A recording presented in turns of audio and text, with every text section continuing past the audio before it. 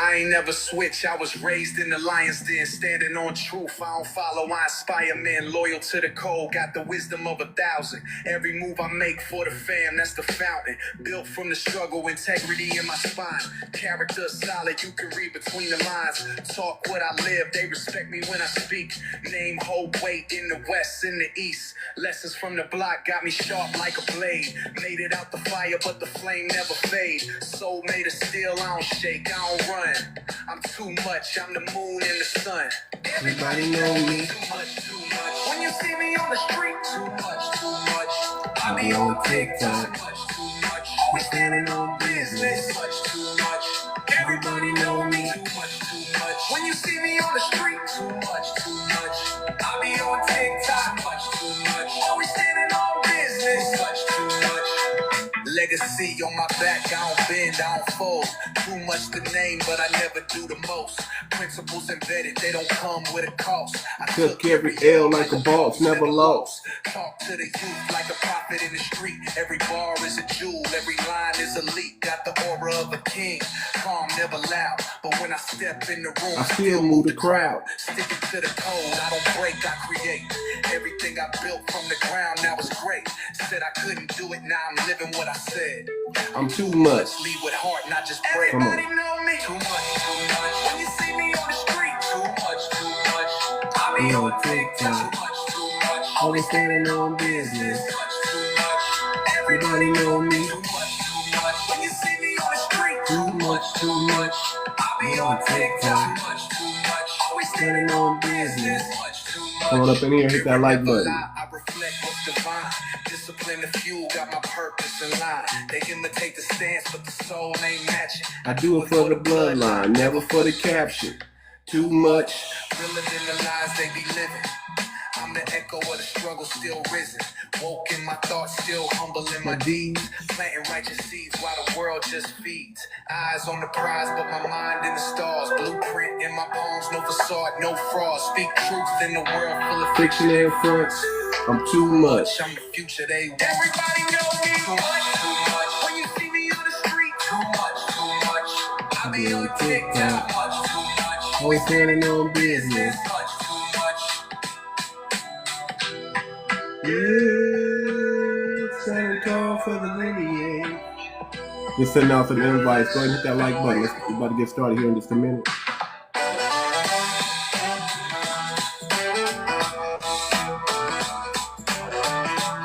We're going to talk about Tory Lanez today. Change in the melody. We're going to talk about the music industry, these contracts. We're going to talk about it today.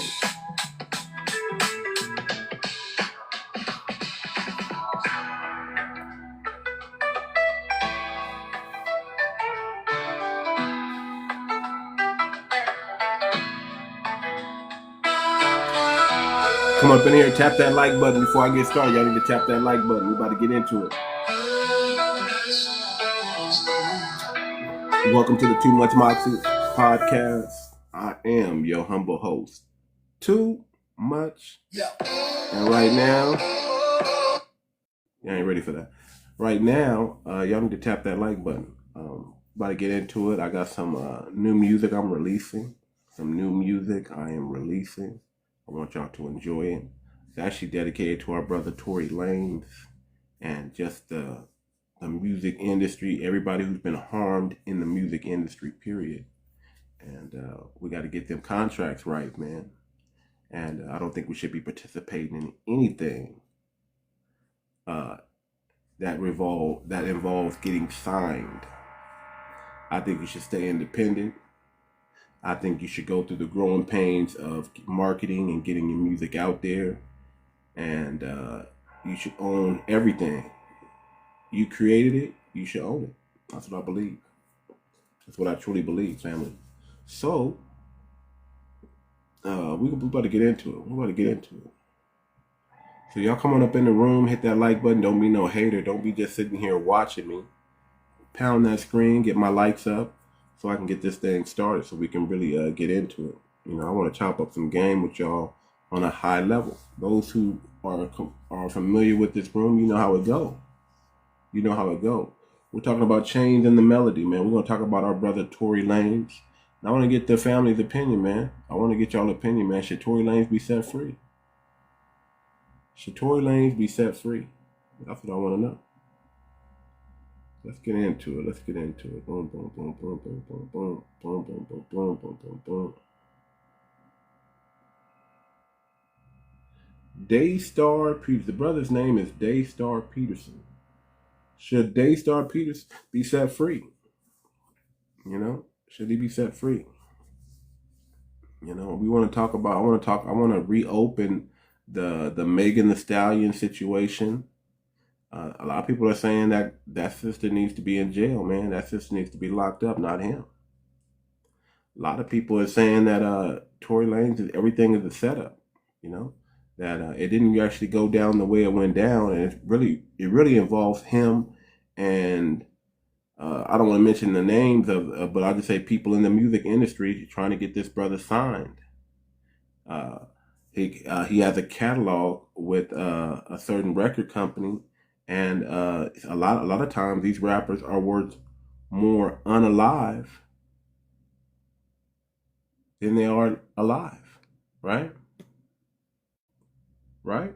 A lot of times, you know, a lot of people think that it's some funny business going on in the industry, and that they don't like when you circumvent. They don't like when you circumvent their program and their way of doing things. Thank you, brother. Appreciate it. Keep the likes up.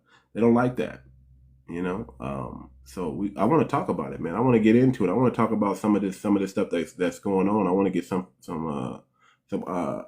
feedback from the people, man. What do y'all think about Tory Lanez, man? Is this brother a good guy? Is he not a good guy? Does he belong in prison? Does he belong in prison? Is that where he belongs? And you know, today's show is called Changing the Melody, but it's not just about music. It's about economic warfare that's being against our black geniuses, right? Against black legacy, against foundational black Americans, period. Okay, we're talking like Tory Lanez, and you know, we can go back to Sam Cooke, Tupac, Prince, MJ, and how the music industry has become a plantation with better lights and sound, right? It's all a plantation. You can call the NFL a plantation. You can call the music industry, the way these record labels work, as henchmen. Call it all a plantation. All of it. But I want to get into it, man. I want to get into it. The Tory Lanez case, his lawyers y'all let me know. Do you think justice was served? Or was this just another railroading of an independent black man punished for going off script? In 2021, he dropped an album on the blockchain. Remember, I always talk about the blockchain. He dropped an album on the blockchain and sold it for $1. Turned it into an NFT. Sold it as an NFT for $1. And in 10 minutes made $1 million. No label, no middleman. That right there scared the industry, because they can't get your money if you put it. They can't get your money if you put it on the blockchain, y'all.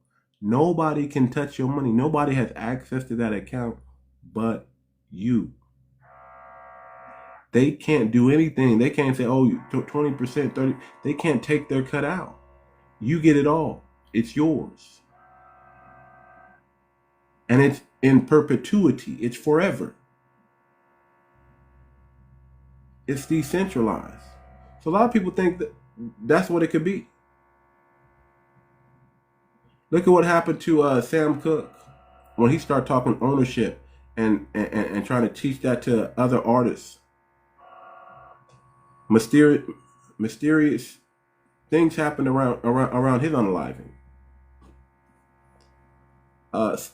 MJ, look at MJ's catalog. You know, they got phone calls of him saying things, and when he spoke out against Sony, He mysteriously unalive. Prince was telling people, hey man, I can't, if you don't own your own masters, I can't do a record with you. Prince was preaching, and then there's mystery around his unaliving. R. Kelly, all of a sudden, they railroad that brother and put him in. I'm not saying he's innocent, but why all of a sudden now? Why all of a sudden now R. Kelly's being thrown in prison, right?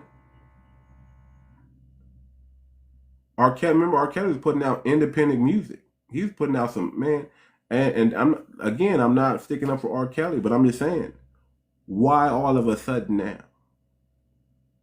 We know those kids' parents pretty much forced their children upon him. We know that. Look what's up with our brother 𝗖𝗄𝗴𝗵𝘁𝘀𝘀𝗶cie Hustle. There's, even though we all know what happened, there's still like, why? Like, there's still mystery around what's going on with Nipsey Hussle, because Nipsey Hussle was coming out with a documentary about Dr. Sebi. And the next thing you know,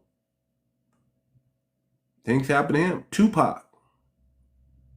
I got to throw Tupac up in there. We call it the East Coast, West Coast beef, but was it?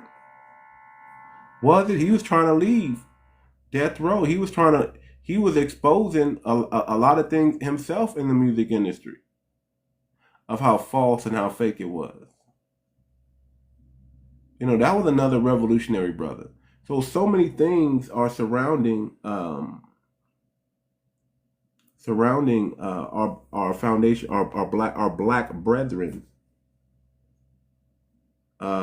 regarding the music industry. So that's why I think we need to talk about it. I think we need to really get into it. I think we need to really understand what's going on with this thing. We need to investigate. So let's do this. We still don't got enough people in the room yet for me to bring people up. We don't have enough likes yet for me to do that. Just for y'all who are in the room right now, I just want y'all to hit the like button. I'm gonna play a song for y'all. This song is not released yet, but it will be. It's actually gonna be part of my album. Okay, this song it talks a lot about the music industry. It gives a lot of game and drip in there.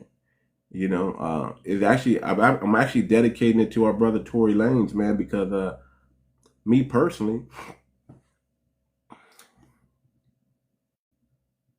just by the way he was moving, I have to question. Just by the evidence and little pieces of the information that I know from surrounding his case, I got to put my tinfoil kufi hat on. Excuse me. I got to put my tinfoil kufi hat on, and I got to call foul. Right? I got to call foul play. I got to call this doesn't pass the smell test. It doesn't pass the smell test.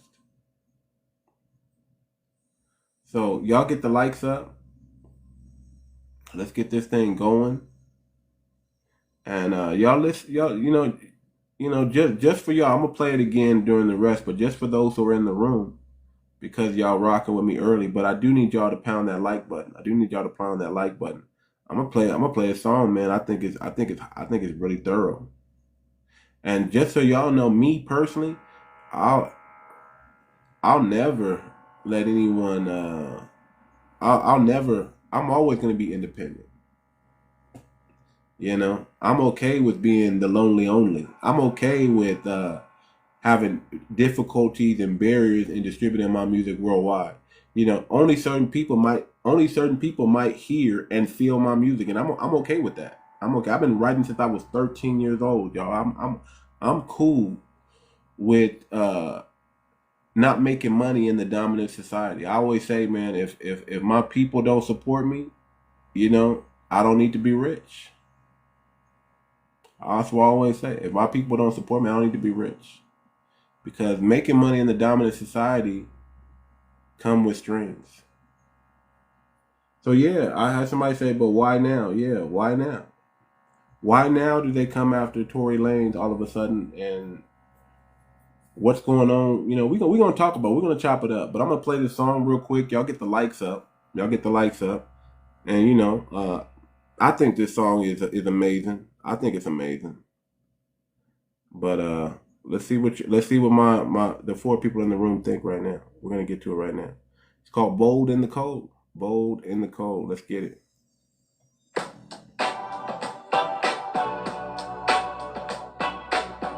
I live by that West Coast. Add that little Bay Area flavor up in it.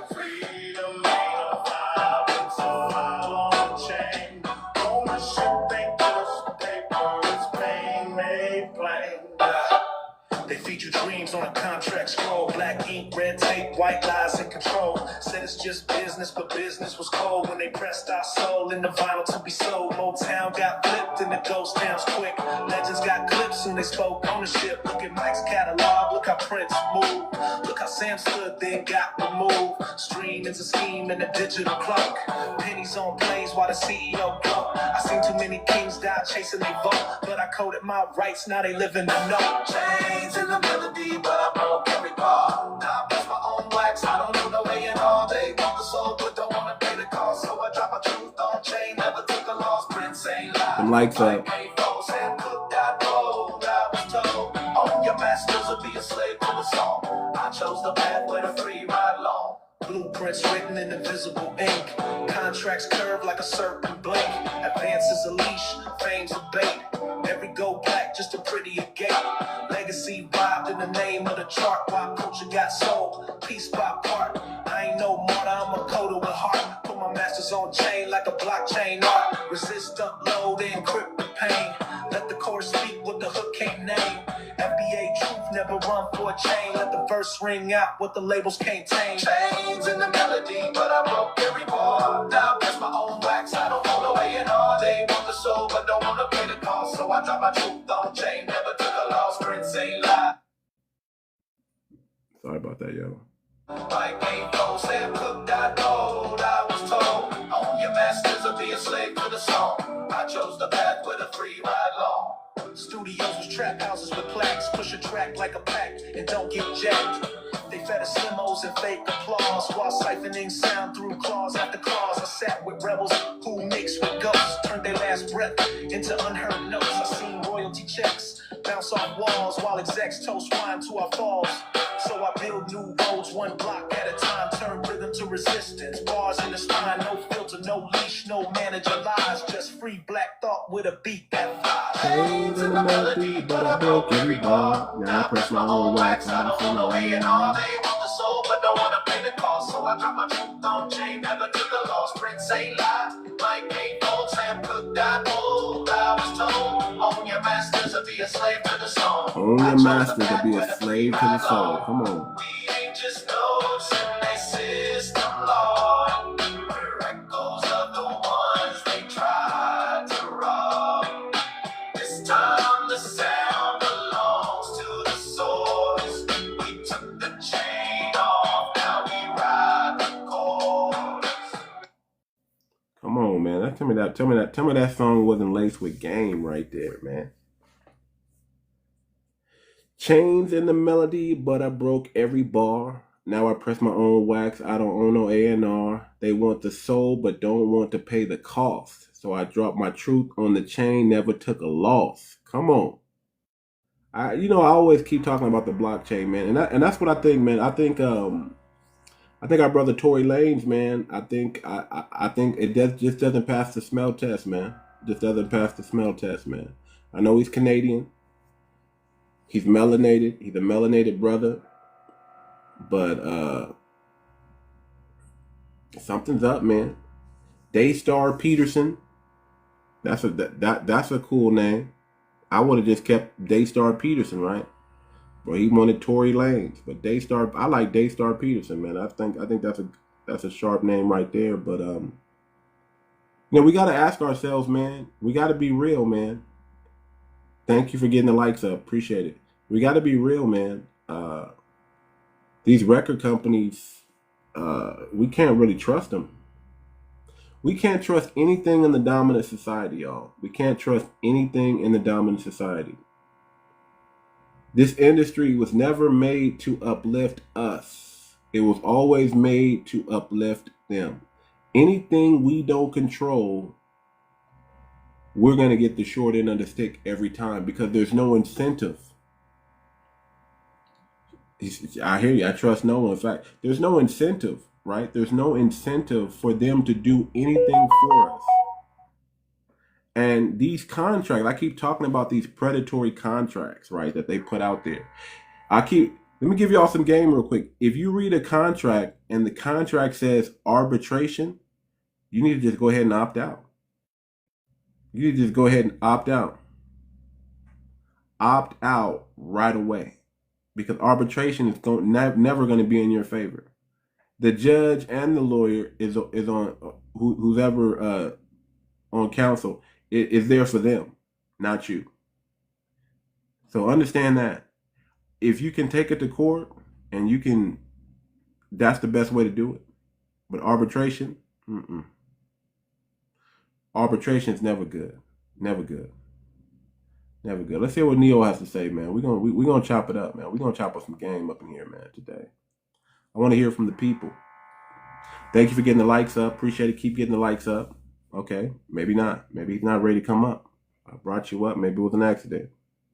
But yeah, man, these predatory contracts, these mafia type industry, henchmen, goons, handlers, all that stuff, man. Why is it so? Why do they need a handler for you? Think about that.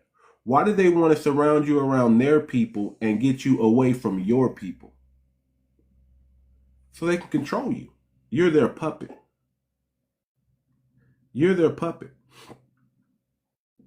Their job is to make as much money off you as possible, and their job is to put you in a debtor situation. They want you to be in debt and working to pay off some. They want you to owe them all the time. They say, "Oh man, you owe me based on this contract. You're gonna owe me 5 songs in 10 years, and we need to recoup X amount of dollars before we start giving you money." Think about this. Even back in the day, during the Motown days, right? These brothers would buy artist vehicles and say, "Here, this is your vehicle," and it'd be in the company's name. Think about that. Why is it that they want to buy you things, buy you chains, buy you cars, but when it comes to the payola, off of they're making money off of your talent, your craft, your genius. And they're saying you are collective property, and I'm going to own this property, own the masters to this forever. And I'm only going to give you some, but I'm going to make the most amount of money possible. I'm going to own everything. Even when you unalive, I'm going to play this music over and over, and this is going to feed my family for generations. Think about that. Think about engaging in a contract that says, man, you're only going to make some of the money, but I'm going to make the bulk of the money, but you're going to do the bulk of the work. You're going to be the genius behind this thing. Chains in the melody, y'all. Chains in the melody. You sign these contracts, you can't. Chains in the melody. You sign these contracts, you can't get out. Look at what's going on with what's his name? What's the white boy? Justin Bieber. Y'all know the Diddy trial is going on right now. Man, lots going on, man. Diddy trial going on right now. Remember that big thing about Suge and the death row, and they were complaining about if you don't want your producer all in the videos, Man, that brother Diddy was eating off of it, man. I think we all understand why Mace left now.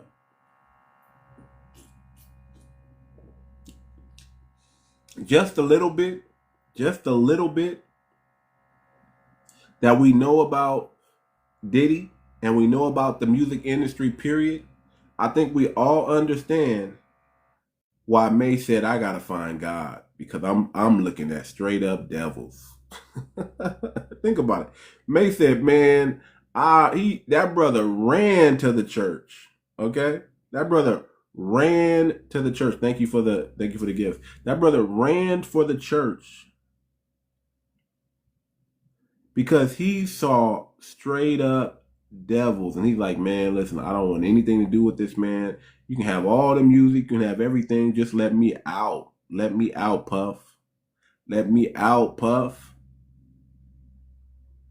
Let me out. And you would hear when Puffy would talk about Mace, he'd be like, you know,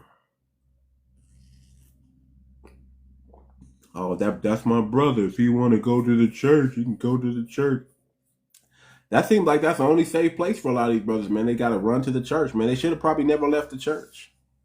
They probably should have stayed and built up, just stayed playing for God. If you're going to be a slave to anybody, might as well be a slave to God, right?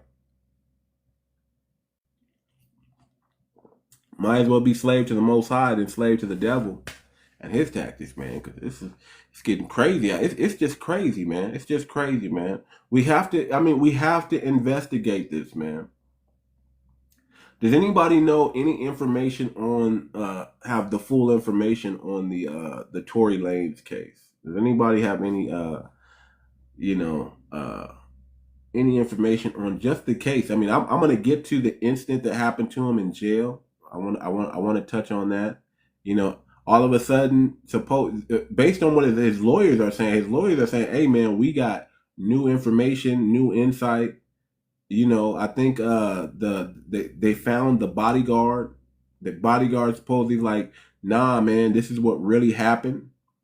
Because I think the bodyguard took off, right? I think there's some issues surrounding the bodyguard. Like, he just disappeared. He just disappeared out of nowhere. And now he reappeared, I guess, after the incident that happened in prison. And thank God the brother's still alive. Man, so many things going on with that. So many things going on. Can you imagine 14 times being jabbed 14 times? Face, lung, chest, stomach, just, that prison justice ain't no joke, man. That prison justice ain't no joke, man. That, you ain't safe.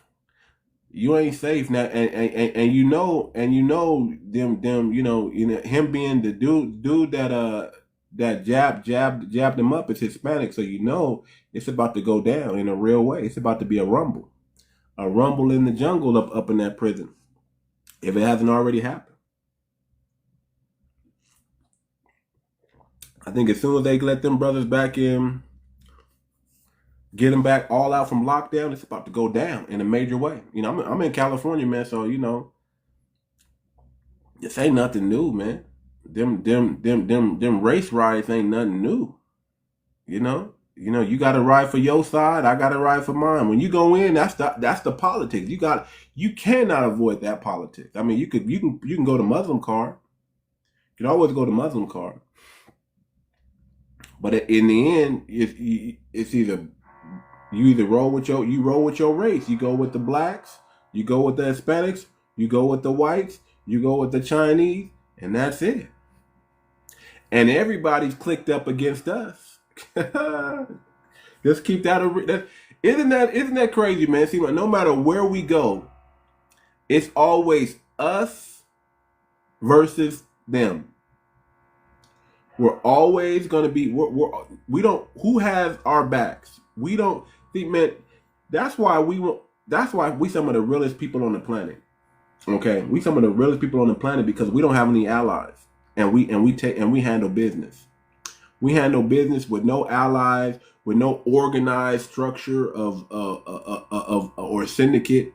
We just get on. We just know when it's time to get on code. I got my brother's back, and my brother's gonna have my back, and we going to WAR with everybody else. That's just how it is, man. Because who got our backs? Who can we trust? Who can we trust? I mean, think about everything that happened. Think about the conspiracy surrounding Sam Cooke. Him talking ownership, him owning his masters back in that time. That was unheard of. He's probably the original one. And he was waking guys up to, hey man, these record labels ain't paying you what you're supposed to be getting paid. And then as influential as Sam Cooke was, man, hanging out with Muhammad Ali, Malcolm X, them was his buddies. All these artists, you got Sam Cooke, Prince, MJ, even R. Kelly, Nipsey, Tupac. All these artists, what they have in common is they spoke about owning their own masters or fought back or tried to restructure the system in a way. They tried to. And then what followed? Unaliving or incarcerations.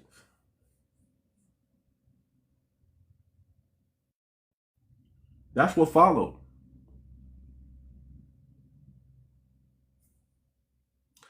So my thing is, why are we so in a rush to make this quick, fast money?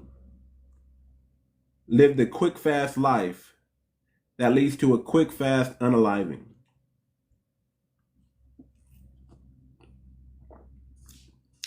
Britney Spears. That girl's really messed up. They gave her some type of cocktail or concoction. She drank the Kool-Aid and she ain't never going to be the same again. Let's talk about our brother Ye.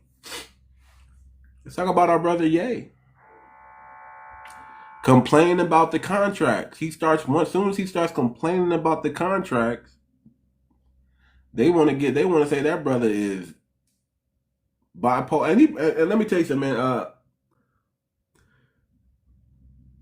Whatever you gotta say about good, bad, or indifferent, man. I will say this, man. You know, I'm not really a fan of anybody, but for lack of a better word, I'm a fan of Ye. I like Ye, man. I like Ye. I like the brother. I don't necessarily agree with his lifestyle and how he moves and things like that, but you know, that brother's a billionaire. Okay. It is what it is. But I look at Ye like a prophet like Jeremiah. If anybody know about the prophet Jeremiah, can't take him back. Does anybody know about the prophet Jeremiah? Jeremiah was a young prophet, young kid. And he wouldn't necessarily speak, but he would do these allegories. He would be seen in these weird positions, and people would walk by him and look at him like, "What's wrong with you? Like, what does this mean?" And somebody would have to come and interpret, and he would say, "Woe unto Israel! Woe unto Israel!" He did that for years before anything happened. Imagine looking foolish and looking crazy and looking deranged for years before the prophecy actually happened. And then realizing that this little boy who was naked in the streets, who were performing these visual showings of what's going to happen to you, finally you remember, like, oh man, that's what this young kid was trying to tell us. I look at Ye like a prophet Jeremiah, man. We don't understand what the heck he's doing. He'll spit some real stuff, and then he'll go and do some real crazy stuff. He'll say some crazy stuff about people's kids. I mean, he'll do some weird stuff. Weird, just weird. We don't understand. But there's some wisdom, and then there's some jewels in there. And that could be because he drunk the Kool-Aid, you know, and you know, they got his mind warped. Some people think he's a clone. I mean, I saw some picture where they said this is the real Kanye, this is the real Ye, and they were showing some dude on the post with his hair all messed up. And man, let me tell you something. I don't put nothing past the dominant society, brother. I don't put nothing past these people. They are capable of anything and everything. And my job is to stay away from them as much as possible. My job is to stay, listen, man, just my little stint trying to get into that world and the things that I've seen, I can just tell you straight up, devilish, devilish, devilish, devilish. I mean, the amount of competition, the amount of greed, the amount of desperation, people willing to do anything and everything just to get put on. You know, as a 19-year-old kid, I don't think I was ready for that. I don't think I was ready for that. I think my life took a turn for the way that it took, and I just believe it was for a reason. It was never meant as much as I was going to hook, crook, or whatever. What you know that saying? I was going to get on, but there's always this one problem. My morality wouldn't let me do certain things. My principle wouldn't let me do certain things. The things that my pops put in me, I couldn't take out of me. My pops, man, very strategic brother. He puts this spirit, this warrior, stand on business, man of prince. He embedded this in me at an early age that it can't be taken out. It can't be taken out. What's up, Neo? Talk to me. I see you in here, sir. Neo.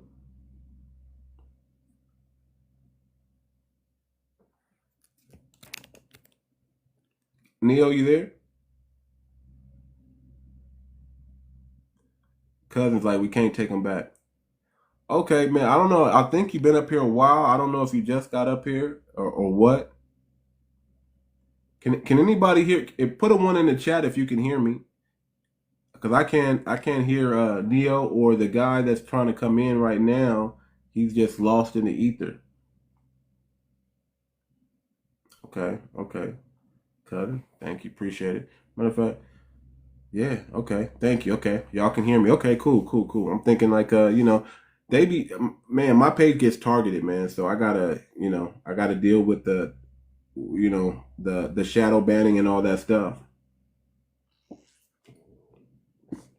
But yeah, man, when you have principles instilled in you at an early age, you don't go away from that. You don't go away from that. You know, the Bible says, train up a child in the way he should go, and he will surely not depart. There are some things. That's why, as a good morning. That's why, as you know, your children are sponges at an early age, man. That is the time to, if there's ever a time to indoctrinate your kids with truth and righteousness, and brainwash your kids with your ideology, do it while they're a kid. Do it while they're a kid. They may not understand. They may not like you growing up because you're a good parent. Most kids, I'm gonna just keep it a buck. If you're a good parent, your kids do not like you growing up.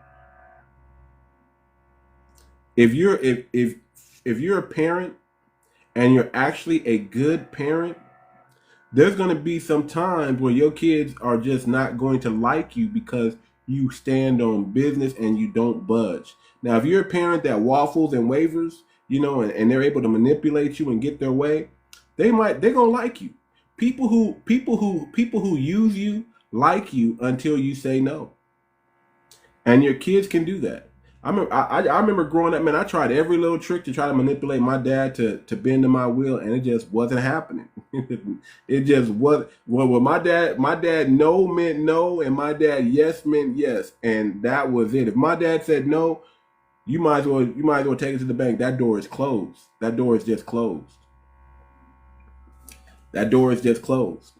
He very rarely said yes to some things, but when he said yes, man, oh man, it was like, man, thank you, yo, yeah. He said yes. I mean, I remember I had a little sister, man. We used to ask my little sister was like the favorite. You know, it's always the baby that's the favorite. I'd be like, man, ask dad for this. Ask him if we can. We would go to her to get to my dad just so we can get some yeses out of him, man. I'm telling you, it was like that. But growing up, man, I didn't like I love my dad. I respected my dad. I didn't like him. I didn't like him at all. My friends would come around and I'd be like, man, let's go. Let's help him get out the house before my dad start talking. Because my dad, once he gets a young brother in the house, my dad's trying to spit the game. He's trying to give him the game. He's like, man, this is what y'all need to be doing right here. And I'd be like, man, I've heard it all before. Let's go. He's going to talk about walking 3 miles in the snow barefooted to school with no shoes on. And he's going to talk about the hard times and how men need to be, I heard it before. Let's go. And my friends will be like, nah, I want to hear what he got to say. I want to hear because they weren't getting game like this. Because I was getting the game, I took it for granted. So I got into a lot of trouble, man. A lot of trouble. But like I said, I'm thankful because as I got older, whatever my dad put in me, the stand on business principle man that he was, it just fit me like a glove. Just fit me like a glove. So imagine that mentality in the music and entertainment industry, right? I was trying to get involved in movies. I was trying to get involved in the music. I was hanging out. I was doing my thing, and I just started seeing some stuff, man, that my spirit just was like, ugh, this ain't right. You literally gotta lose. You literally gonna lose your soul messing around in that realm. You're literally gonna lose it.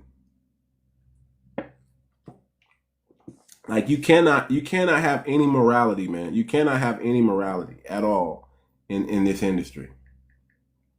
It's almost impossible. I haven't seen very many people, and the people that really know and that haven't lost their soul completely, they gonna warn you. They're gonna be like, nah, man, this ain't for you. Trust me. Man, I remember I was at this party, man. I mean, I was following after this fine. I mean, this lady was fine. She was older too, and she was fine. And she was like, listen, you a youngin'. You cute and all, but this ain't for you. You don't want none of this. You ain't ready for me. You ain't ready for this. I didn't understand what I was like, man, girl. I'm from California, so I'm spitting that game. I'm like, I'm trying to game her up, and she like, I hear you, but trust me, man, I got problems, and you don't want these problems. And she was in the industry, and she was trying to let me know, hey, you don't want none of this, young man. You cute and all, but you don't want none of this, young man. Thank the good Lord Jesus that I didn't, man. That there were, that's what I love about our people. Our people, we gonna tell you, if you got people on the block, you got gang members on the block, people who are really about that life. They know you not about that life, and they gonna tell you, hey man, this ain't for you. They see you got potential. They can sense your innocence, and they're like they're gonna make sure you don't go too far off the path. You don't go too far off the path. And I've always had people strategically in my life to make sure I don't go off the path. Always. I'm thankful for that. Thankful for that.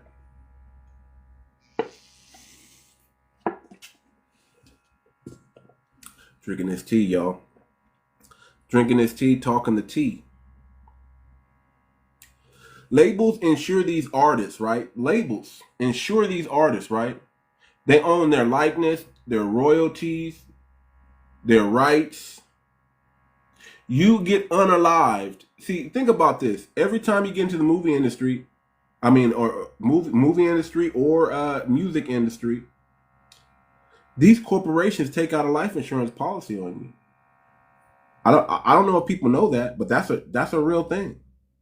Because you are property of this studio now. You're generating income. I guarantee you, Drake, Kendrick, Eminem, Dre, all of them have insurance policies on them. Because they're valuable to somebody. And if something happens to them, especially before they recoup their money, they're going to get that money and more. As a matter of fact, I think it's a thing, really, that they don't want... I'm going to drop this dude. He ain't saying nothing. Shout out. Thank you. Appreciate it. Thank you, Dr. No Job. Yeah, they're gonna get this money. They're gonna get this money. And they're going to... They're going to get that money. And the big one, you ever heard that saying? This man is worth more unalive than alive. You know what I'm saying? He's worth more. It got to a point where Elvis was worth more unalive than alive. And every time these artists, something happens to these artists, Tupac, Nipsey, Prince, MJ, catalog goes through the roof once they pass away. The moment somebody passed away and it goes all over the media waves, people are Googling, buying their records, streaming their music. 𝗥𝗶𝗴𝗵𝘁𝘀𝘀𝗶cie, that brother made more money unalived than he made him when he was living. Hopefully his mother got that money. Somebody in his family got all that. But a lot of people think that, bringing it back to Tory Lanez, and should Tory Lanez be free, that they want that brother up out the paint. Not just because of... Think about this. Think about how intelligent this brother was. And again, I always talk about if y'all know me, I always talk about the blockchain. I'm always talking about the blockchain. We as foundational Black Americans, we have got to get lock and step with the blockchain. That is, I'm telling you, that is our future. Cryptocurrency, blockchain. Think about blockchain technology isn't just about crypto. Then it is about decentralization.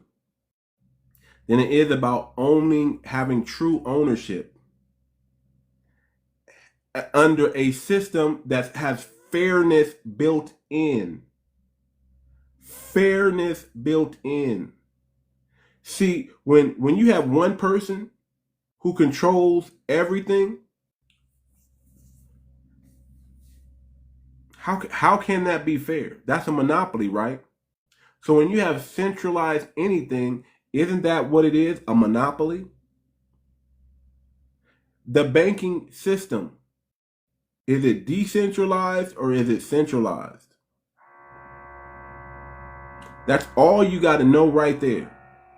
If it's not decentralized, if it's not separate from the government, think about it, the government is the true form of monopoly. The government is the truest form of monopoly. But yet we say monopolies are illegal in America, but yet we know today that we have a monopoly in music, in entertainment, in sport. We know electricity. I mean, we know. What do you think? Amazon is not a Walmart, I mean, we know that monopolies are existing today. He said, cousin said they got the laws changed. Tell me about that, cousin. Come on up here, brother. What you doing in the comments? Bring you up. I summon you. Ooh. Talk to me, brother. What do you mean they got the laws changed? But all this is a monopoly. You busy right now, brother? All this is a monopoly. Oh, indisposed. Okay, I got you. All right, just listen in. When you get free, come on up here, brother. I need to holler at you. I will. Okay, cool. So all this is a monopoly. And monopoly just means, man, listen, I own the business, right? This is what it, listen to this, y'all. I own the company you work for. And then you have the company grocery store where you got to get your food from. And then you have the company clothing store where you got to get your clothes from. Then you got the company tool store where you got to get your tools from.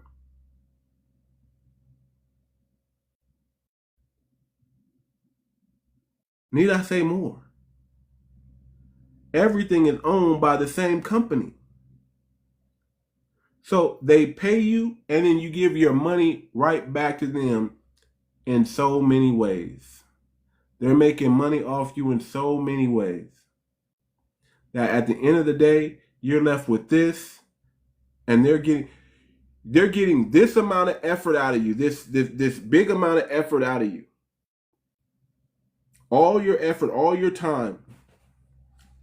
And in reality, they're giving you this small piece of the profit. And they're generating all this income off because they own everything. That's really what, listen, if you got a job, which is just over broke, you're in a sharecropping position. I keep trying to tell people, hate it when that term modern day slaves, that's real, y'all. When you get a job, you are a modern day slave because you are not allowed to own anything. At least some companies, they give you equity in the company. They give you preferential shares in the company. That's cool. That makes your modern day slavery a little bit better. And in some of these companies, they used to have pensions. And that was cool. But the problem is we're finding out that these pensions, guess what? By the time you retire, those pensions are not there for you. There's, in essence, no such thing as a pension anymore, or nothing that you can really trust on because that company go out of business, so does your pension. So does your retirement. It's out. It's gone. If that company doesn't exist anymore, how are you going to get paid in your retirement even if you were owed it? Those are the problems. You are a modern day slave, whether you believe it or not. Why do you think Prince wrote on his face, slave? Because he wanted you to know that that's what he was. See, a lot of these people, let me tell you something, a lot of these people in the music industry, they're not that bad, but they're bad. They do bad things. They're good people who do terrible things. And they know it. And they do it so you don't have to do it, and they're going to let you know. They do it so they can make money and take care of their family. But they know that what they're doing, they know that this world is demonic. A lot of people in the entertainment industry, and this is known, they don't want their kids to get into the entertainment industry because they know that, hey, they know it comes with it. They do it so that their family doesn't have to do it. So not everybody is quote unquote bad.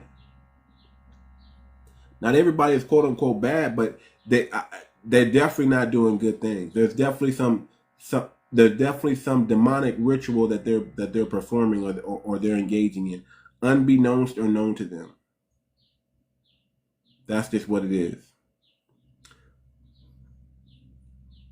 I really hate that the shadow ban is for real, man. I talk about some real topics, or maybe it's just that when I get on, maybe y'all just want to be entertained. Maybe that's what it is. Y'all just want to be entertained. Y'all don't want to have these real conversations like this. I don't know. So I say this, man. This is what FBA artists. If you're an FBA, if you're an artist of any kind, you shout out to you, cousin. You want to own your own masters. You want to utilize block and NFTs. You want to stay independent. This distribution is way easier now than it was back then. So you don't really need these companies to distribute your music anymore. And you want to build FBA-owned platforms and labels, man. That's what you want to do. Collaborate only with those aligned with liberation, not exploitation. Meaning, do what Prince said. If you don't own your own masters, we can't collaborate. We can't collaborate. If you don't own your own masters, we can't collaborate. What's up? What's up, cousin? What you said something in the comments. You said something like not anymore, but or they changed the law. What law did they change it? Get me here. Well, you pointed out earlier some of what 1,800 businessmen were running, which was full-on monopolies.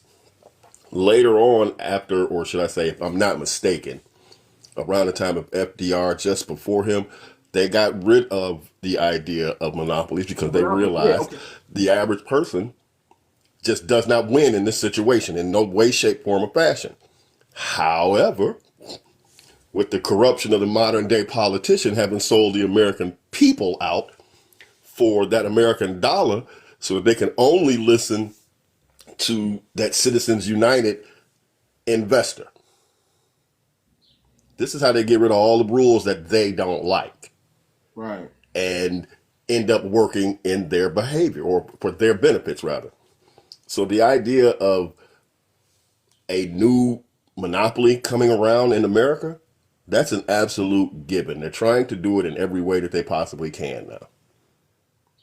Well, you saw that movie. You saw that. Have you seen the movie Sinners yet? Tell me you seen the movie Sinners. No, I didn't, bro. You got to remember, man, I had a financial change, so brother's not exactly. Yeah. But I haven't seen it, but the idea for me, I generally avoid celebrity news. So the stuff that's going on with Diddy, I really don't know or have any real concern. Because to me, when they released it, they completely lost me on the release of any crime for him. When they made the absolutely salacious claim that he had 1,000 bottles of baby oil. What the hell?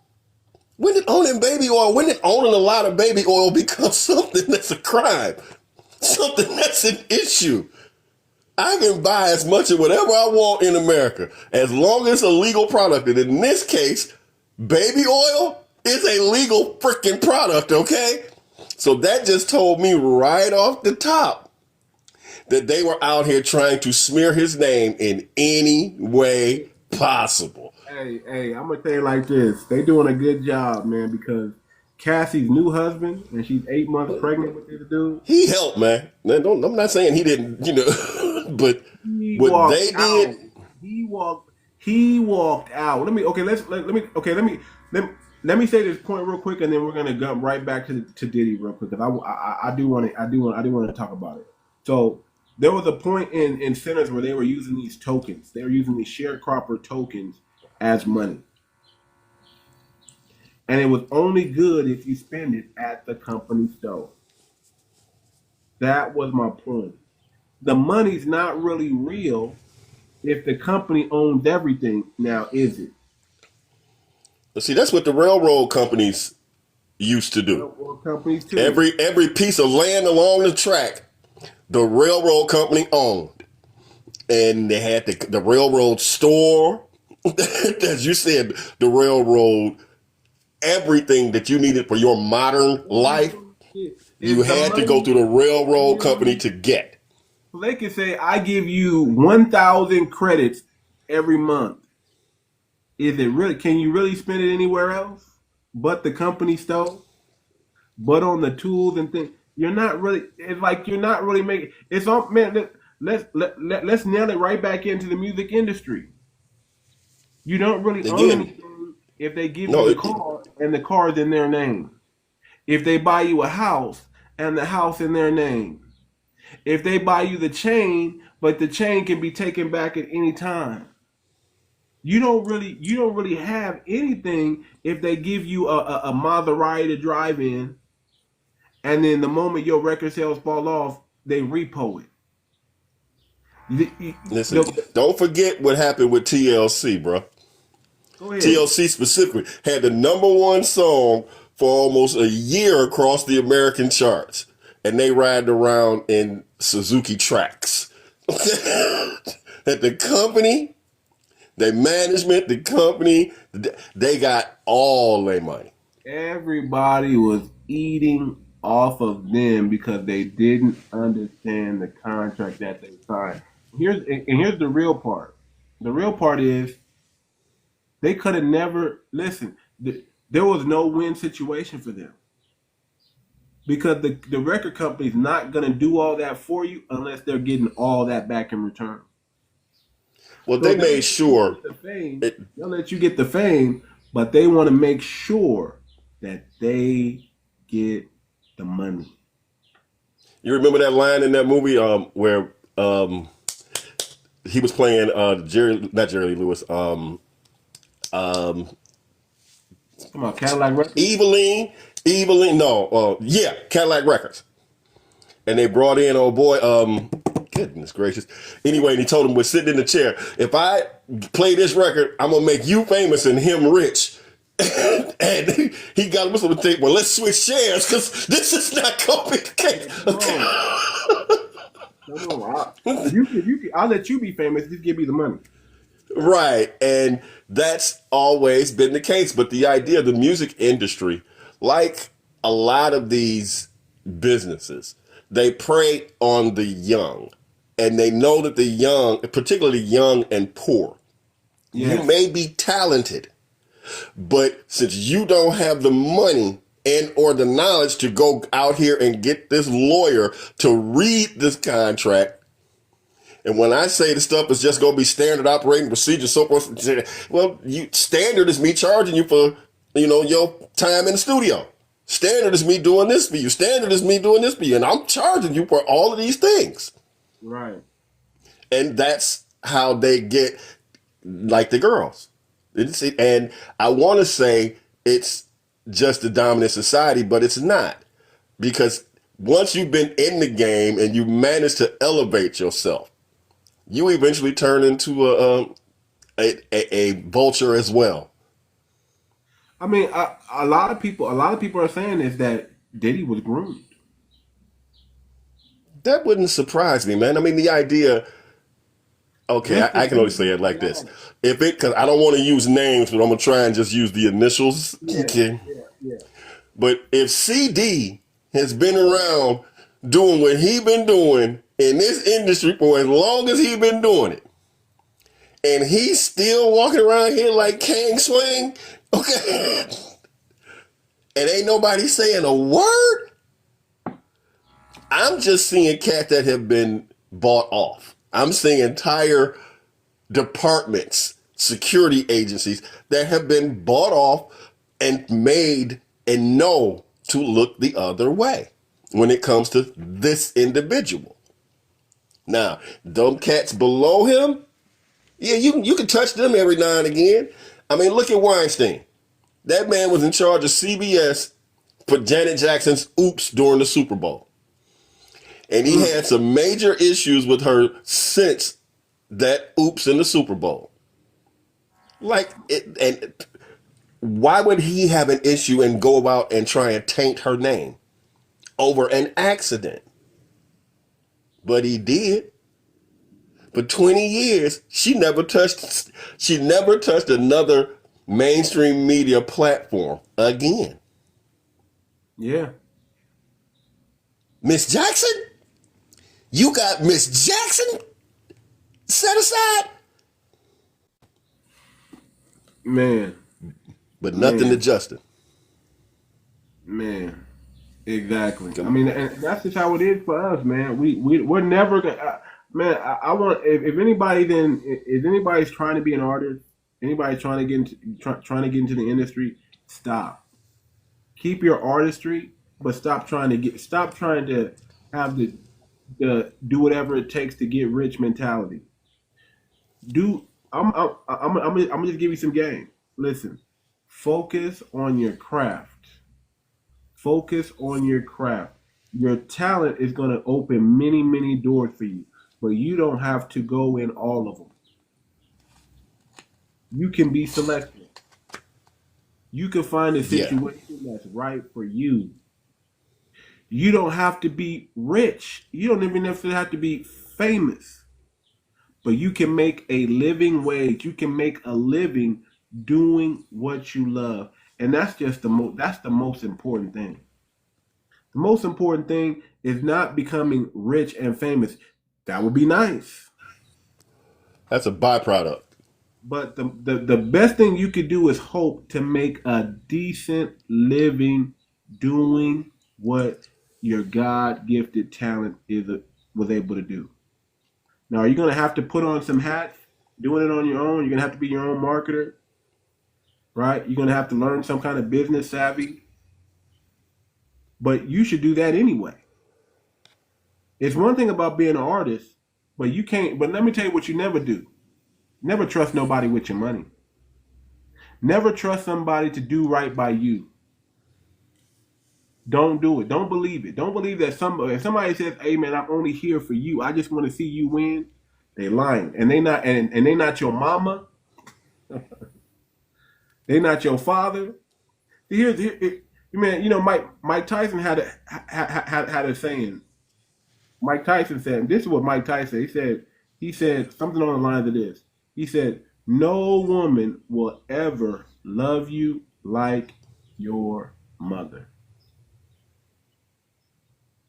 No one's ever gonna, because the mother's love is self-sacrificing.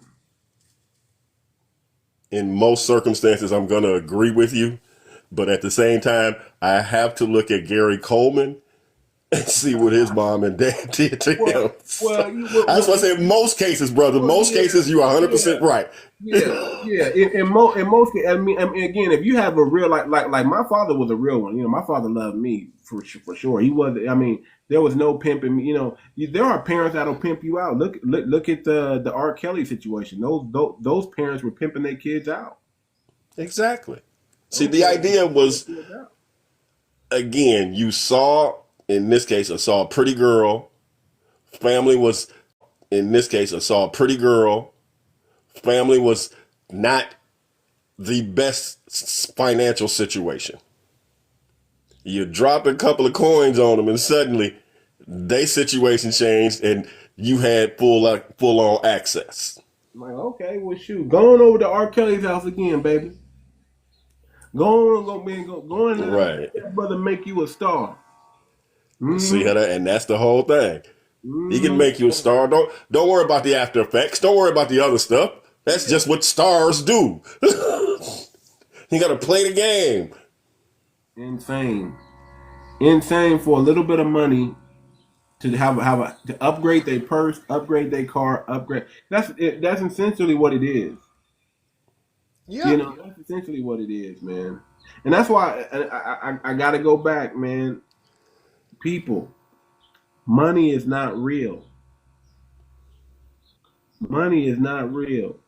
If you doing it for the money, for cars, the China then told you those purses are $20, $5 that you paying thousands of dollars for a logo, and the very cost to make that thing is not even in comparison. It's better that you go get you a good quality purse that doesn't cost $20,000-$30,000. See, it's the perception that's behind it. It's the what word am I looking for? Propaganda, The propaganda, advertising. the advertising, right? Yeah, that's what they're under. You're But the being exclusivity of it, that that's is, where you was going, I think. yeah, there you go. To be in that exclusive club, just so you can be in this exclusive club of people who wear Prada, who wear Fendi, who wear Chanel, and be seen like them. That's why all them rappers from 90 somethings to the oh man, look at my Versace, Gucci. I got all these things. I got a refrigerator full of Cristal. I got you hold up. All of these things that make zero sense. All of these material things that they are making their fans lust after, their fans desire. Oh, I want to be like that. I want a chain as thick as 50 cents. I want to walk out here like Run DMC. You know, when they came out, they talked about Adidas. At the time, Adidas might have been $40. Okay. I wasn't even $40. Adidas was not expensive.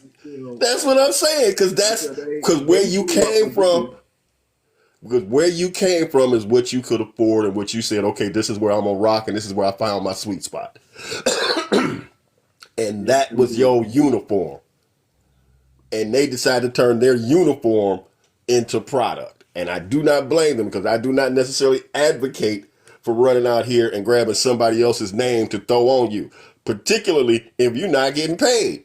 Now, I understand, you know, I'm all right with some Levi's, okay? But when Levi's finally starts paying me, then I will go out here and really push their product. But right now, it's just a pair of pants.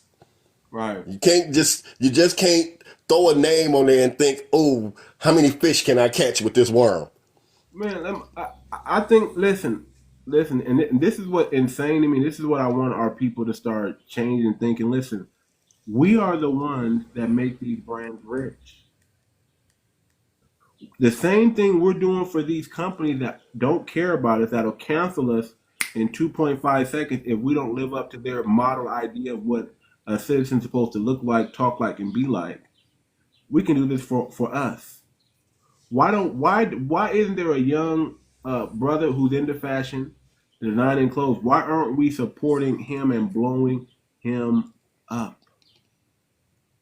Why do we keep blowing these other companies up that will not give back or do anything for our community, but will always take from our community? Why do we do that? When are we going to change that mindset and put it 100% back on us and support us? When are we going to do that? That's always baffled me. Listen. It's like, see, I'm from Southern California, right? If I'm being honest, and I'm not dissing where I come from, but Southern California don't support its own. But when you move up to the Bay, a lot of people got to go. If you really want to get your music and everything cracking, go to the Bay Area and watch how they support you. Watch how they support their people. They make their people. Listen, man, 𝗵40, shout out to 𝗵40, man. But he ain't everybody's cup of tea, or wasn't everybody's cup of tea in the beginning. You know what got 𝗵40 cracking? His community, his people. Grassroots. The grassroots got 𝗵40 pop. The grassroots made 𝗵40 everything he is today. Even Too Short. Too Short wasn't nothing without the grassroots also. That brother, I mean, if we look at these brother, Too Short is not like the most prolific rapper out there. Would you agree? Too Short is not the most lyricist rapper out there. Absolutely. I mean, he turned one word into a He turned whole one word into. I a mean, lifestyle. he's still riding that thing. He's still. I mean, to this day, everybody knows. Yeah, everybody knows. Everybody know. You understand what I'm saying? But these people were supported by their base, by their grassroots. If we just learn how to do that,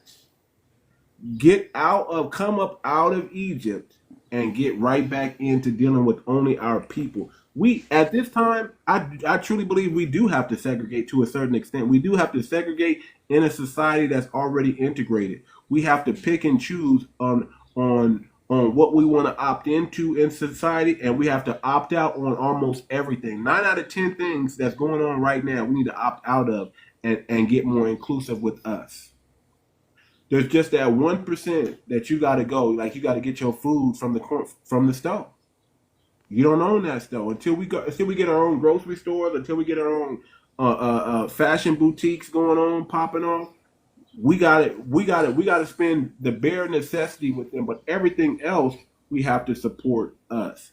Now I want to play this song. I told y'all those who stick around, those who are like, the people, the little people that are in the room. I'm being targeted. I'm being shadow banned, but it is what it is.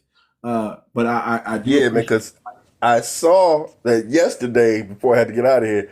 We had like almost 80 people up in this joint. Yeah, man. I mean, this is what they do because they know when I start talking that real stuff. This is what I believe, and I could be making this up. I don't know. I believe somebody inside TikTok, whenever they come into work and they see me, algorithm Well, just. it's an automatic monitoring of all the FBA voices, okay? I Don't mean, be mistaken about that because they can't get away without knowing what we're saying and or thinking. They right, have to know.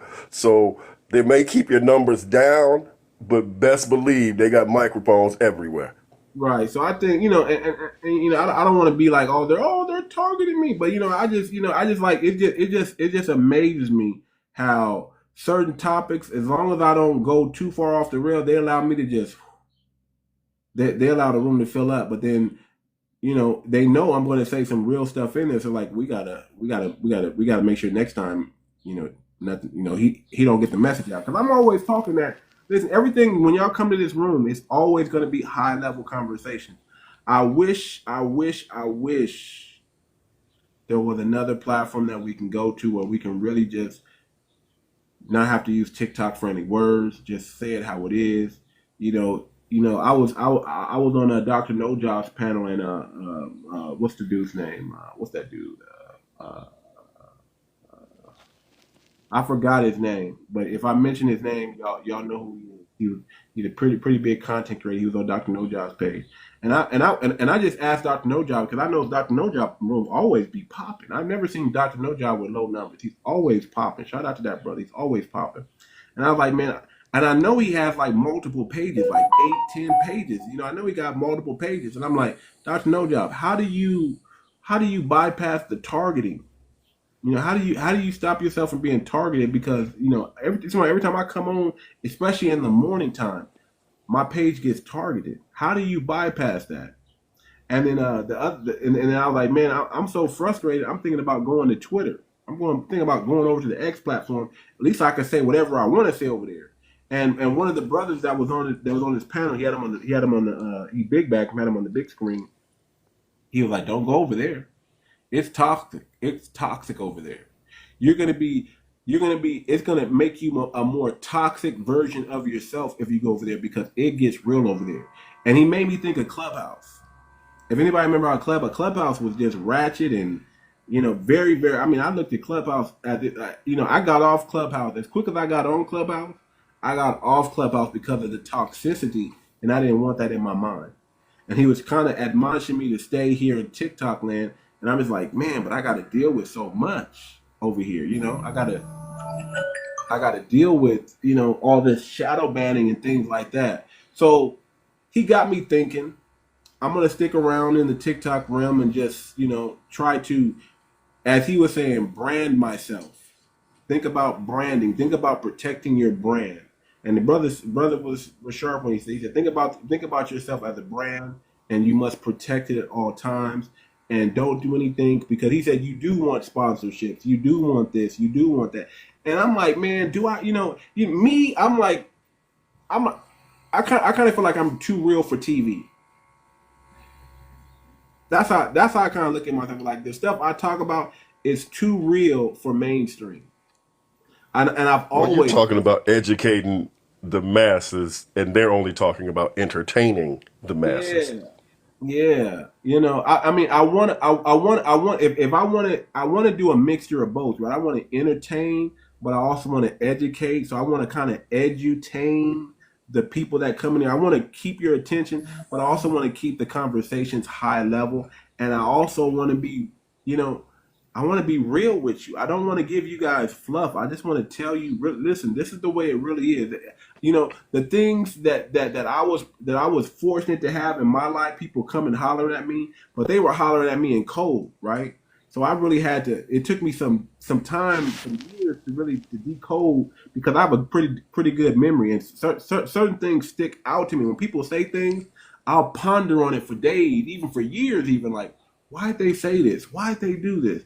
Only to have those aha moments like, oh, that's what that brother meant when he told me that. Oh, that's what that sister was trying to tell me.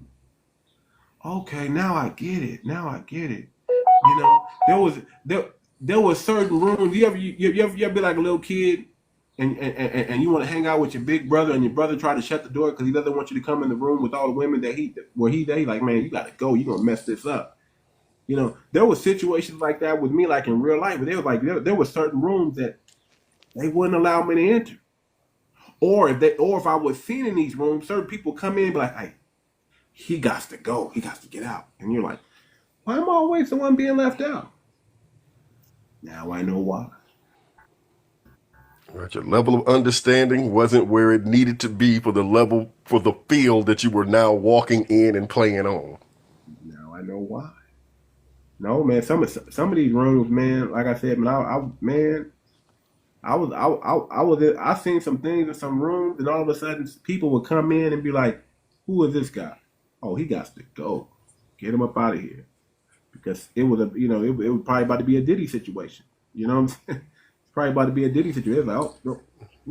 So your innocence was ringing loud and clear. Get him up out of here. Get him up out of here. I mean, man, I'm thankful now, brother. Trust me, I'm thankful now. But I used to be like, man, I was in there. What happened? I had this one female tell me, man, you don't want my problem.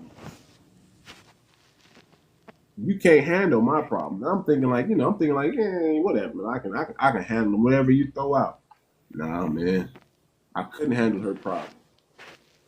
And see, now talking about yesterday vaguely, you had a cat who was, I guess we want to say third box, who was tripping on calling first off, he kept referring to FBAs as N-words. Okay, I have an issue with that particular thing, but that's all right. But by the time I left, it was like everything that he act like, or he at first seemed like he had issues with, but as he listened to you, and he kept saying, well, yeah, I agree with that. Yeah, I agree with that. Yeah, I'm right where you at. Yeah. He's from X. He's from Twitter, y'all. I get a lot. Well, I figured that because he tried to act like he was running the show. And had I been up there, it was like, wait a minute, man, I get it. You telling the host, no, I got this. Hold up, man, this is his shot. You want to host it, go on, do your thing. But this is his house. You don't come in his house and tell how he gonna run his show. But my thing was, after all that time, he ended up telling everything that I agree. Well, then you FBA. You acted like you ain't, but everything we said you agree with, but somehow we out of pocket. So he's used to so how they do FBA on Twitter. I mean, on Twitter is it's like night and day when you come over here on this side. On this side. Well, that's why I never. Well, I'm gonna say it properly. The minute that South African bought Twitter, I really didn't have a need to be anywhere near that thing anymore. Because I knew my own spirit of discernment told me that thing was getting ready to get trashy and toxic. And that is just what it turned into. So if you did not have, or you don't have a 𝗤𝗏 Nasheed like following over there, where you know you're gonna be able to get some cats that's gonna come up in there and have you back and listen properly. Other than that, a small timer, you gonna get ran over because the hatred from that side is coming with howitzer like materials. Even some of the people that are regulars on 𝗤𝗏 Nasheed, I'm not gonna mention any of their names, but I've been in their rooms and they try to haze me, and I'm like, hold on, brother, I'm FBA, man. What's going on over here? And they try to get on me and my wife, and all. I'm like, hold on, brother, you don't go there. I'd have to check them habitually, and go through like a little hazing period just so they'd be like, okay, he's cool. And that's not what FBA is about. We not about just clowning just to be clowning, and that's what a lot of them brothers do over there. Period. They just because they're close to Tariq, they think that they think a little highly of themselves over there, and that you're supposed to capitulate to them. And it's crazy, but I deal with it because I know what it is. I'm like, man, listen, you're not shaking my confidence in any way, brother. In real life, we know what will go down, but you go and have this space. You go and have this space. This is your space.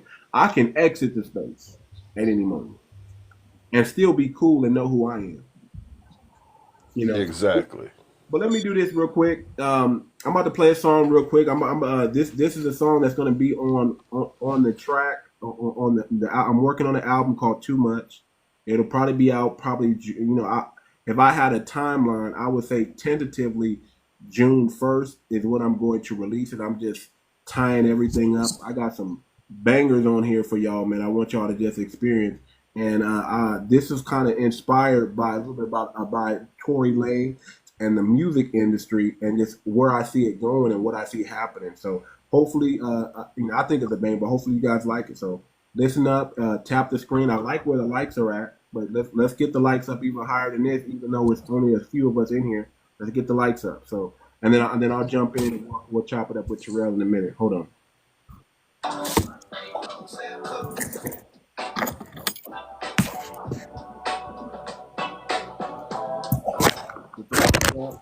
Let's tap the screen. Freedom ain't a vibe, so I won't change. On my ship ain't just paper, it's pain made plain. They feed you dreams on a contract scroll. Black ink, red tape, white lies and control. Said it's just business, but business was cold when they pressed our soul in the vinyl to be sold. Motown got flipped and the ghost towns quick. Legends got clips when they spoke ownership. Look at Mike's catalog, look how Prince moved. Look how Sam stood then got removed. Stream is a scheme and a digital clock. Pennies on planes while the CEO broke. I seen too many kings die chasing their vote, but I coded my rights, now they live in the know. Chains in the melody, but I broke every bar. Now I press my own wax, I don't know the way in all. They want the soul, but don't want to pay the cost. So I drop my truth on chain, never took a loss. Prince ain't lie, like 𝗐𝗏𝗏. Sam Cooke died gold, I was told. Own your masters or be a slave to the song. I chose the path with a free ride long. Blueprints written in invisible ink. Contracts curved like a serpent blink. Advance is a leash, fame's a bait. Every go black, just a prettier gate. Legacies ride in the name of the chart. While culture got sold, piece by part. I ain't no martyr, I'm a coder with heart. Put my masters on chain like a blockchain art. Resist, upload, encrypt the pain. Let the chorus speak what the hook can't name. FBA truth, never run for a chain. Let the verse ring out what the labels can't tame. Chains in the melody, but I broke every bar. Now there's my own wax, I don't know the way it hard. I don't wanna pay the cost, so I drop my truth on chain. Never took a loss, Prince ain't lie. Like 𝗐𝗏𝗏, Sam Cooke died gold, I was told. Own your masters or be a slave to the song. I chose the path with a free ride long. Studios was trap houses with plaques. Push a track like a pack and don't get jacked. They fed us limos and fake applause while siphoning sound through claws after claws. I sat with rebels who mixed with ghosts, turned their last breath into unheard notes. I seen royalty checks bounce off walls while execs toast wine to our falls. So I build new roads one block at a time, turn rhythm to resistance. Tap that Bars in the screen. spine, Tap no that filter, screen. no leash, no manager lies, just free black thought with a beat that flies. Hands in the melody, but I broke every bar. Now I press my own wax, I don't want no A&R. They want the soul, but don't want to pay the cost. So I drop my truth on chain, never took a loss. Prince ain't lie, Mike ain't old, Sam Cooke died old. I was told, own your masters or be a slave to the song. I chose the path where the free ride long. We ain't just notes in their system, Lord. We're echoes of the ones they tried to rob. This time the sound belongs to the source. We took the chain off, now we ride the chorus. All right, all right, all right. Yeah, man. If y'all listen to the lyrics, that song is about the music industry. That song is about taking your music and having ownership. That song is about owning your masters, being independent, being true to yourself, true to your craft, and it's all about standing on business, man. These record labels, they're gonna spit you up and throw you out the moment they're done with you. We've seen it too many times. I can't think of a person of color in the music industry that hasn't been chewed up and spit out in the end. You live fast and you unalive young. That seems to be what it is. And if you blessed to make it to your 70s, 80s, 90s, I don't know. Just count it as blessed. But most people who get into the industry, they don't. You remember when Steve Harvey did it? They had the Kings of Comedy, and Steve came out there and did, I Love You Baby. At the time, that particular artist and his family were not flush, shall I say. But once Steve brought that back up and started playing it, and everybody saw it, and suddenly they started getting some checks again.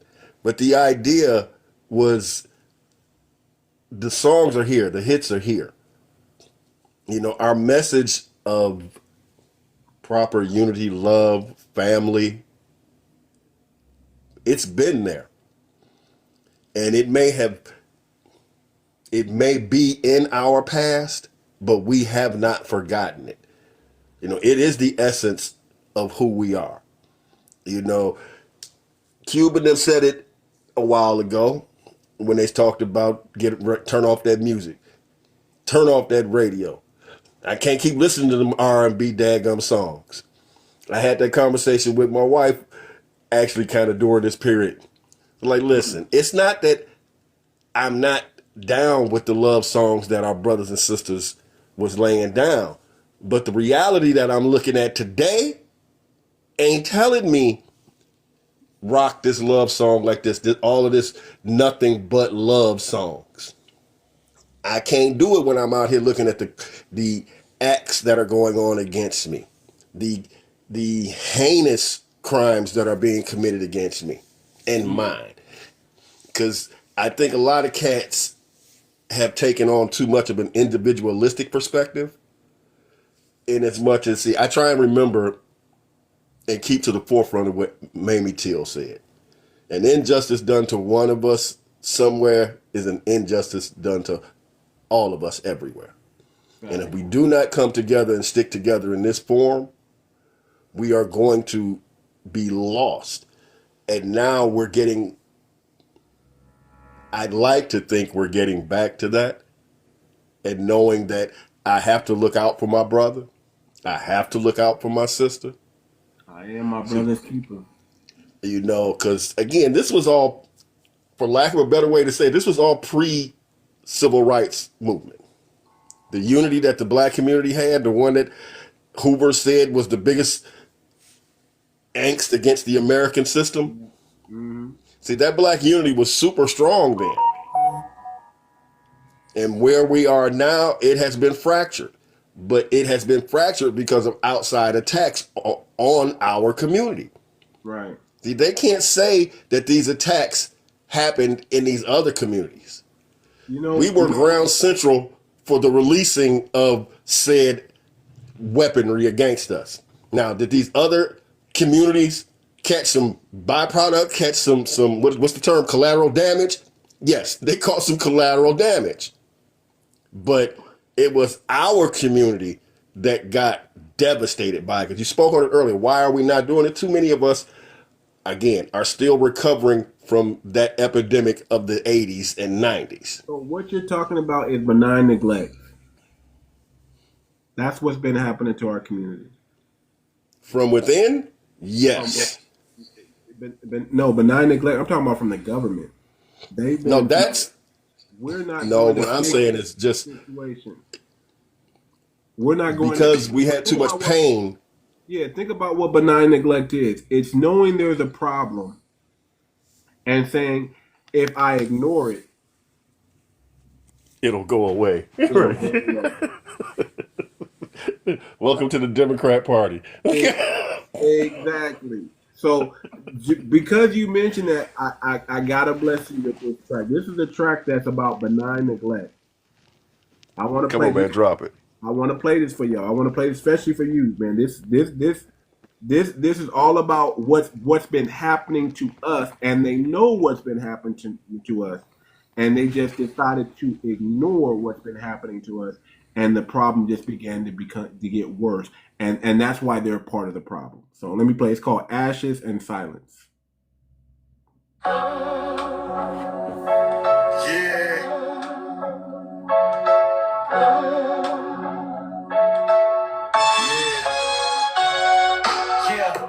This one for the corners they forgot, the blocks that birthed brilliance but got buried under plot. Listen, they redlined our dreams, chalked out lines on schemes, gentrified the hood, sold the soul for some gleam. Mama boiled rice water, stretched into a feast, while the city rolled us off like a blight in the east. Barbershop sermons, front porch wisdom, dope boys turned griots, tales told from the system. Cousin caught a charge, judge through the book with pride, but the banks launder billions, ain't no cuffs on that side. Tenement blues, cold winters, we adjusted. Single mothers, war ready, never once busted. Survival ain't luck, it's divine math and grit. We black alchemists, turn pain into a gift. Out the ashes we speak, out the silence we feel. They bury the truth, but we rise and still. We the roots in the field. We the sound that don't yield. Through the fire and smoke, every scar's a seal. Yeah. I seen brilliance in the dark, eyes shine like truth. Little girls jump rope, echo joy on the stoop. Fathers locked up, but they names still ring. Legacy don't die, it just morphs with the swing. My uncle taught chess in the crack spot zone. Said life's about position, watch your queen in your throne. The school failed us early, taught lies as facts, but we read between lines, black history intact. They ain't fund our futures, just flooded with coke. Then blamed us for drowning, man, that shit ain't no joke. But still we rise like the morning after. Laugh through the pain, black joy is a master. Out the ashes we speak, out the silence we build. They buried the truth, but we rise and still. We the roots in the field. We the sound that don't yield. Through the fire and smoke, every scar is a seal. I ain't here for your pity, I'm built for rebirth. Phoenix from the gutter, I define self-worth. My grandmother marched with a Bible and blade. Cook love and cast iron, sang pain that stayed. We inherit trauma, but we flip that script from block parties to balance. Watch us uplift. Neglect was the soil, now look what we sowed. A forest of firebrands, hearts dipped in gold. We ain't passive, we magic, resistance with range. Every lyrical brick in the house of change. So if you feel this, raise your fist to the sky. Black excellence eternal, no lie, we gon' fly. Out the ashes we speak, out the silence we feel. They bury the truth, but we rise and still. We the roots in the field. We the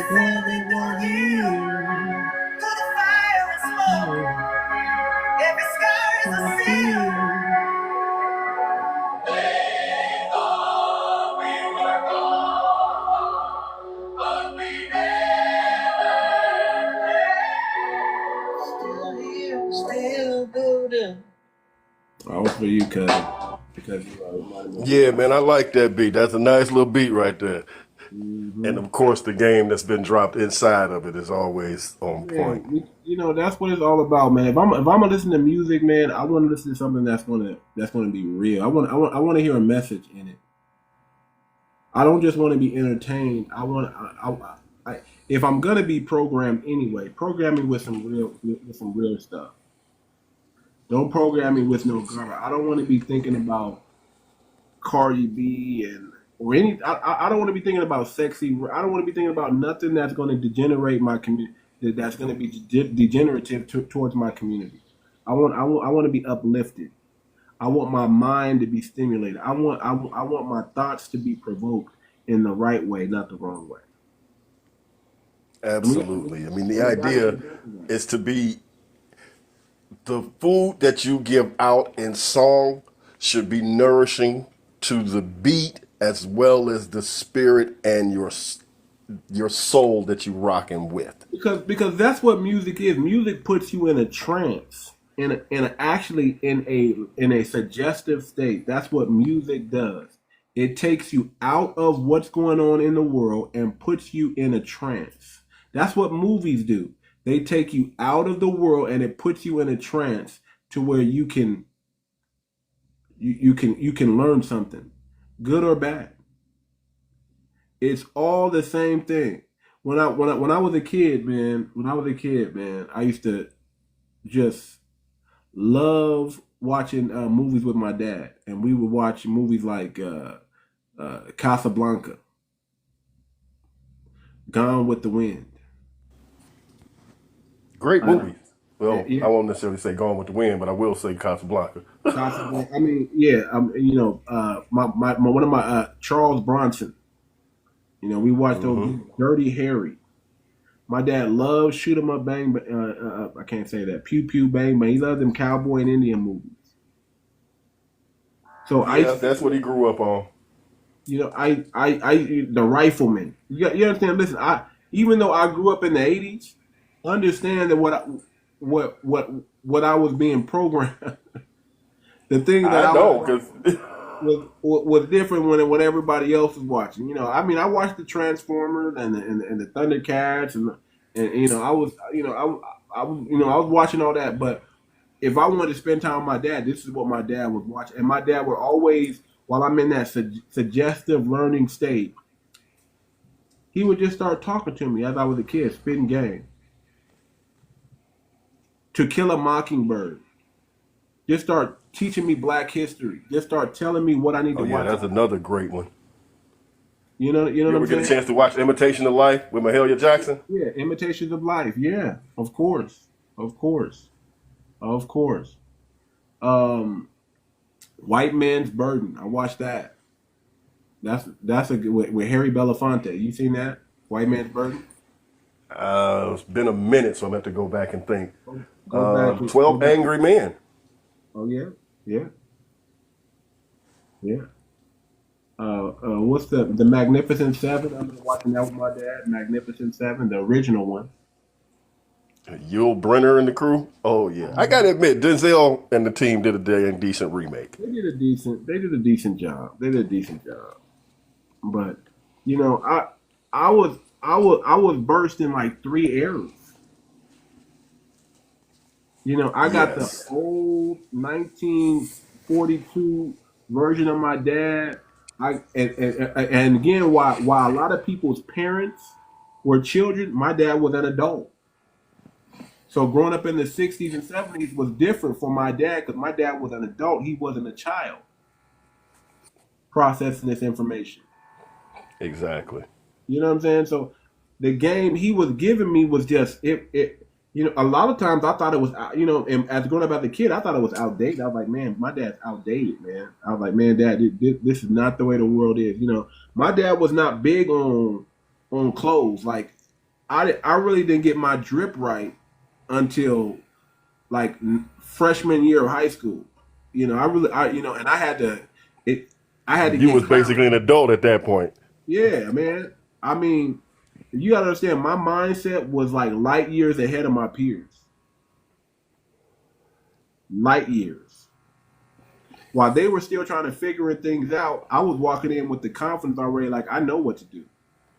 I know how to. I know. Like I was the one in my group. I was like, man, I was like, hey, man, this is what we need to do. We need to do this, that, and we're gonna get this. I was that guy out of our group. And Let they me like, drop. yeah. Let me tell you what my dad did to me somewhere before the third grade. Now, my father was not. He was a self-taught man, but officially he had gone through the sixth grade and had to leave school. Again, my father was born in the 29. Okay. So he became a self-taught man, and on his way to self-teaching, self-knowledge, and self-learning, he ran across something that he found to be a profound statement. And one day he comes in and he's like, you need to know this too. And he asked me to read this. And it turns out what matter is. Do you know what matter is? I said, read the definition of it. I read the definition for him. He's like, okay, I'm leaving. When I come back, you gonna have to. I want you to recite the definition and explain what the definition of matter is to me. I'm like, oh man, I'm 7, 8 years old. Don't you think this is, He was just that type of man when he was on his quest for knowledge.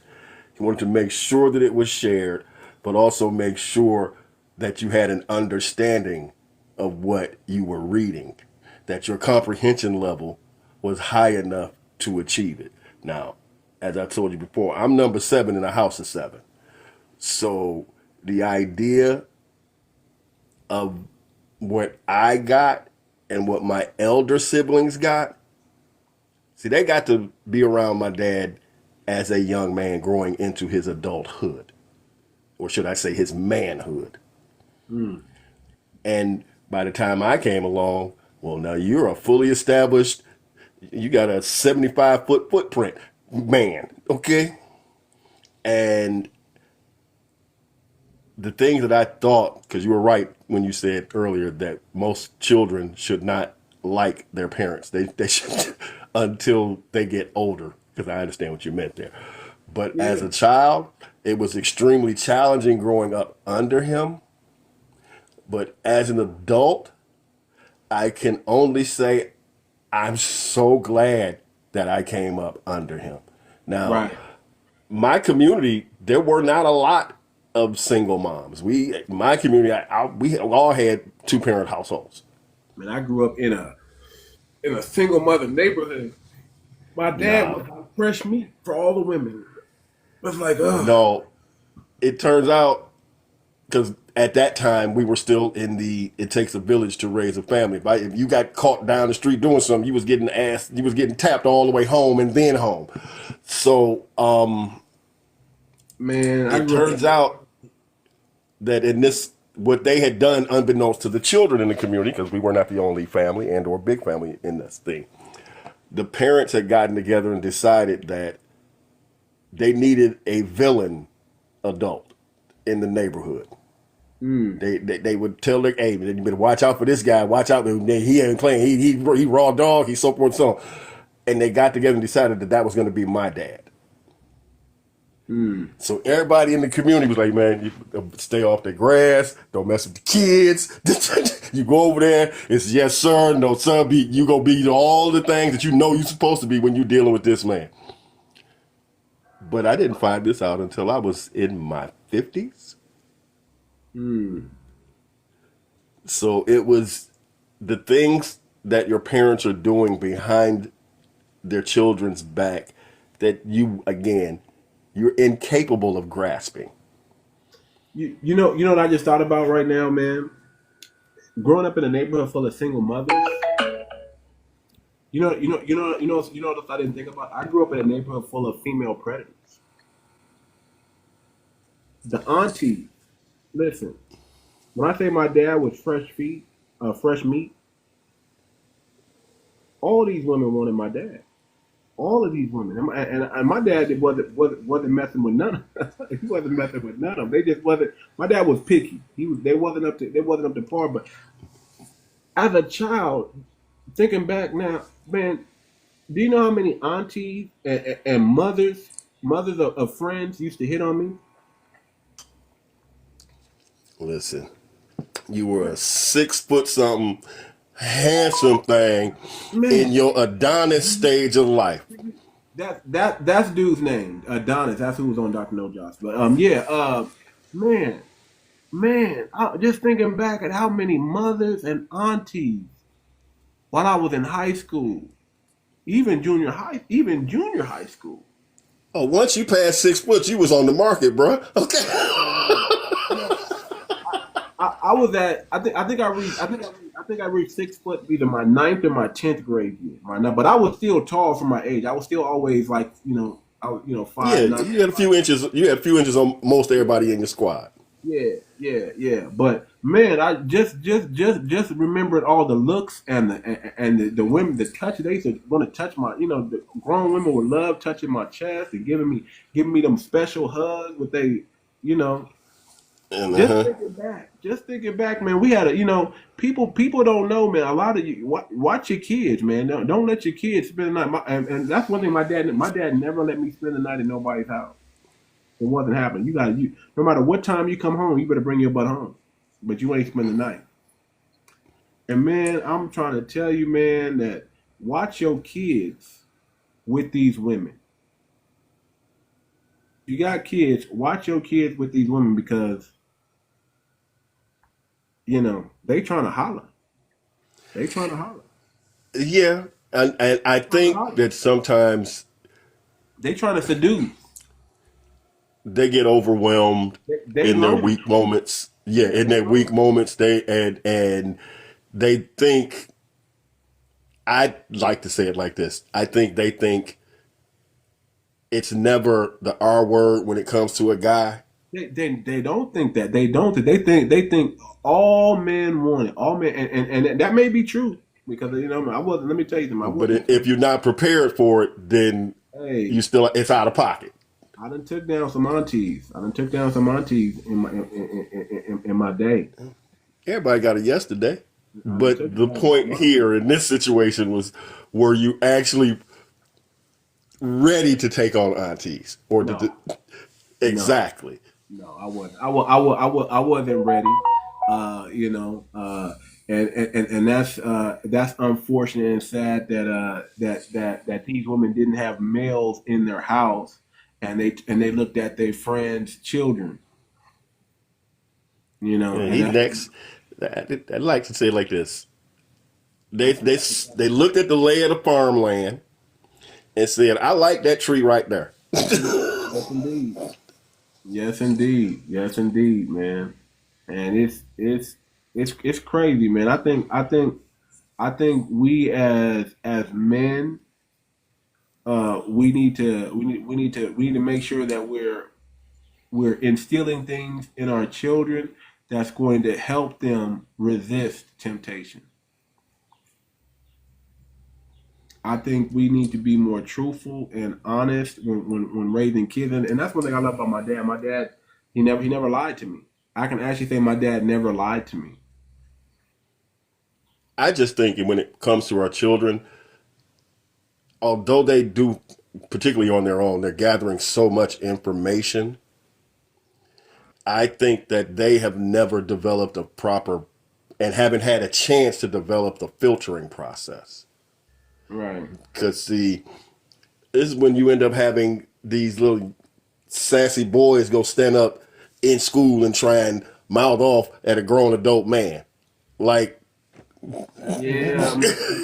Man, that's what see. One thing, my dad, my dad comes from a military background. So yes, sir. Yes, ma'am. You don't argue with no adult. You don't let no adult take advantage of you. But you're not gonna sit there and go back and forth with the adult. And if it gets too you're not going to sass an adult. right. And if it gets too heavy, you come and get me. That was the rule. He said, you stand your ground. If you right, I'm gonna back you up. But if you wrong, you just know you're gonna get in trouble. And if you lie about it, you're gonna get in worse trouble. So just tell me what it is, and I'll respect that, and I'll go a little bit light. I'm still gonna go hard on it, but I will go, let me tell you something. Sometimes my dad light was hard. Sometimes my dad Listen, man, going light was hard. I had my daughter was real simple. The truth shall set you free. You lie to me, I can't do nothing for you. Yeah, but the truth shall set you free. Yeah, that was my dad. My dad was like, "Hey, man, in this household, that's one thing we don't do. We don't lie. And if you're caught lying, it's gonna be a million times worse. So you better just come out and tell the truth, the whole truth, and nothing but the truth. So help you God, because that's what you're gonna need to help you. It's God. So just tell the truth." And man, I learned early on, man. Hey, man, and every time I lied and I got caught lying, man, it was bad. It had no choice but to be worse. You made it worse. I got to give it to you. It ain't my choice. I mean, that's really what it was. It's like the consequence was up to me. So I was like, do I want a lighter sentence or do I want a harder? So I said, I'll take the light sentence. Okay, this is exactly what happened. A to Z. This is it. I'm not leaving nothing out. This is exactly what's happening. And man, and that's just how it was, man. It got to the point where even when I would get in trouble at school and I would tell my dad what it is, he'd be like, "Okay, I already know my son's telling the truth. So what's your vested interest in this?" Right. See, I can only say it. My son's not gonna lie to me. So what's really going on? Why are you targeting my son? Boom. I was like, man, is that all it takes just to stand on business? I get back up like that. I said, I'm gonna stay standing on business. I'm gonna stay standing. No, I had 4 other brothers ahead of me, and there's some gaps between our age significant. So by the time I hit formative years and started being able to make proper decisions, it's like, okay, particularly when it came to punishments, I knew there's really nothing that I could do that my parents hadn't already experienced 2 or 3 times. Okay. And I looked, I said, the only thing as I look at this tree, the only thing I'm looking at and seeing that they did not experience is somebody doing the right thing all the time. So I never had cats coming on the door. I wasn't trying to go out here and get affiliated in any way. Not that there was big affiliations during this time frame. But the idea was, we know what's right. And you're not bringing nothing to the door, so you're still doing the right thing. So in that regard, they never had to question me. And their biggest thing was, how come you still out? It's late. The door, the chain going on the door at 12 o'clock. And if you ain't here at 12 o'clock, yeah, you can find someplace else to stay. Okay. Because I'm not getting out of bed. I ain't letting your mama get out of bed. And your brothers and sisters don't hear squat. That's the one thing that's another thing that I liked about my dad. When you start telling the truth, you got freedoms. One of the things that my dad, I never had to worry about a curfew. I never had to worry about a curfew. As long as I had my homework done, as long as I was doing what I'm supposed to do, he didn't trip on what time I came home. It's like, even though I instinctively knew, don't stay out past 12. At least don't stay out past 12 a.m. You bring your butt home. Matter of fact, by 10 p.m., I'm home most of the time. But if I stayed out till 12 a.m., I wouldn't get a lecture. And my dad, he stopped being worried about me when I go out, because it's like he knew, hey man, he's gonna take care of himself. He's gonna be good. And my other friends used to trip off like that. I had a brother, he was raised by his mom. His mom was very overprotective of him, and he couldn't stay out nobody's house. He couldn't go nowhere. All his friends always had to come to his house. He wasn't even oftentimes allowed to leave the porch. So we'd always have to go to his house just to hang out. But man, I saw how he was locked down and monitored 24/7, and I was just able to do what I want to do, and I had that trust with my dad. Like when your son got is able to take care of me. My dad put me in karate at an early age, so he didn't got to worry about me getting beat up. He knew that I was going to take care of business when it came to that. Matter of fact, my dad was like, "Hey man, I don't care what somebody say to you. you don't attack them. Words are nothing. Don't ever let a word harm you. But if they put their hands on you, you give them the business. You give them everything you got. Everything you got. I had an uncle that told me, man, listen, man, all you got in this life is this square. The square that you standing on.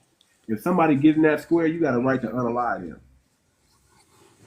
Everybody's entitled to their own personal space. You got this square, and if they ain't your family member, if they ain't a loved one, and they get in that space, you got a right to defend that space. He was an NOI brother. My uncle was heavily in the NOI. I mean, he just came from Chicago. He was military. My uncle was like, "Hey, man, listen here, young blood. This is how you got to move out here."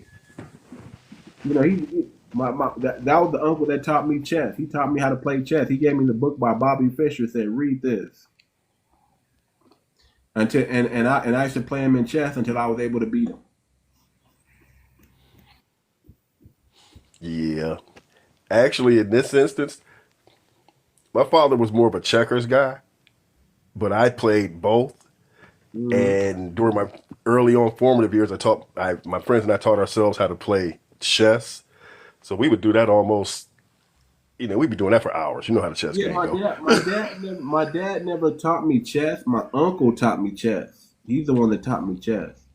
And my uncle always gave me that. I mean, if it was coming from him, it was coming from the NOI perspective, man. He was like, man, and he converted from Muslim to Christian, but he was still, Still rocking self-defense.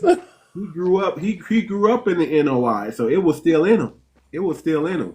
Okay, it never left him. And I want to say he switched to Christianity because of his. I want to say because of his wife. I'm not sure. More than likely. But I'll just drop this little bit. As you said, if you raise the child in the way they're supposed to go, you will not. Yeah. Just remember, I'll say it like this: the prodigal son is the prodigal son for a reason. Give me mine now. I want to go out and live what I want to live. Yeah. And he got it. He got burnt, lost everything. Dad, can I come back home? Heck yeah, go get the fatted calf. Wait, man, hold up. Listen, boy, just understand. He came home. That's the important part. Right. Yeah. He learned his lesson and he came home. Right. That's right. He has sense enough to come home. Most people, man, they be too ashamed. Too much pride. But hey, listen, I went out on my own and I came back to my pop's house many times, man. I tried to do it on my own, especially when I turned 18. Until you get your footing. As you said yourself, 18, 17, 18, 28, 29, that's mistake time. That is mistake time. Oh, yes, indeed. Many of them. And if you're fortunate enough to be able to have your parents have a place for them, then you get to come back and, again, get your roots back up under you, get your house back in order, but no, this ain't your house no more. So let me ask you this. What do you know about Torrey Lanez? You know anything about Torrey Lanez? No. Not very much. You know he's in prison, right? No, for what is the alleged crime? Because no, I don't know about this. Allegedly, he pew-pewed the ground, and one of the bullets hit Meg Thee Stallion's foot. And I think so on a ricochet. I want to say this right. You remember Plaxico Burress, right? Yeah, Plaxico. Oh yeah. Heck yeah. Shot himself in. See? And he went and did some recreational visits. Mm-hmm. He had a recreational visit to the state. And he did it to himself. Okay? Mm-hmm. So I get it. I would say it's state dependent. Now, although the law technically is supposed to be a precedence and it's supposed to apply across all 50 states, it doesn't always do that. So, I guess I'll say it like this: if he got close, it was pointing in the direction of the pinky toe. Okay, that's Well, another issue. here's Cause see it. go ahead. Go ahead. What I would say is like this: there's always, girl, I ain't playing, back up, yada yada, and pow, and oops, I wasn't aiming at you, but you still ended up getting aimed at. You still ended up catching some, again, ricochet. Well, see, a lot of people don't believe justice was served because of, I'll say, a situation like Sam Cooke situation. This brother was walking around owning his own masters. This brother was an independent artist, but he was living like an A-lister artist without using the engine. This brother was smart enough to put to drop his album in 2021 on the blockchain and released it as an NFT and sold his whole album for $1, and he made $1 million in less than 10 minutes. The industry don't like that. He wasn't signed. They've been trying to sign this guy forever, and he kept saying no.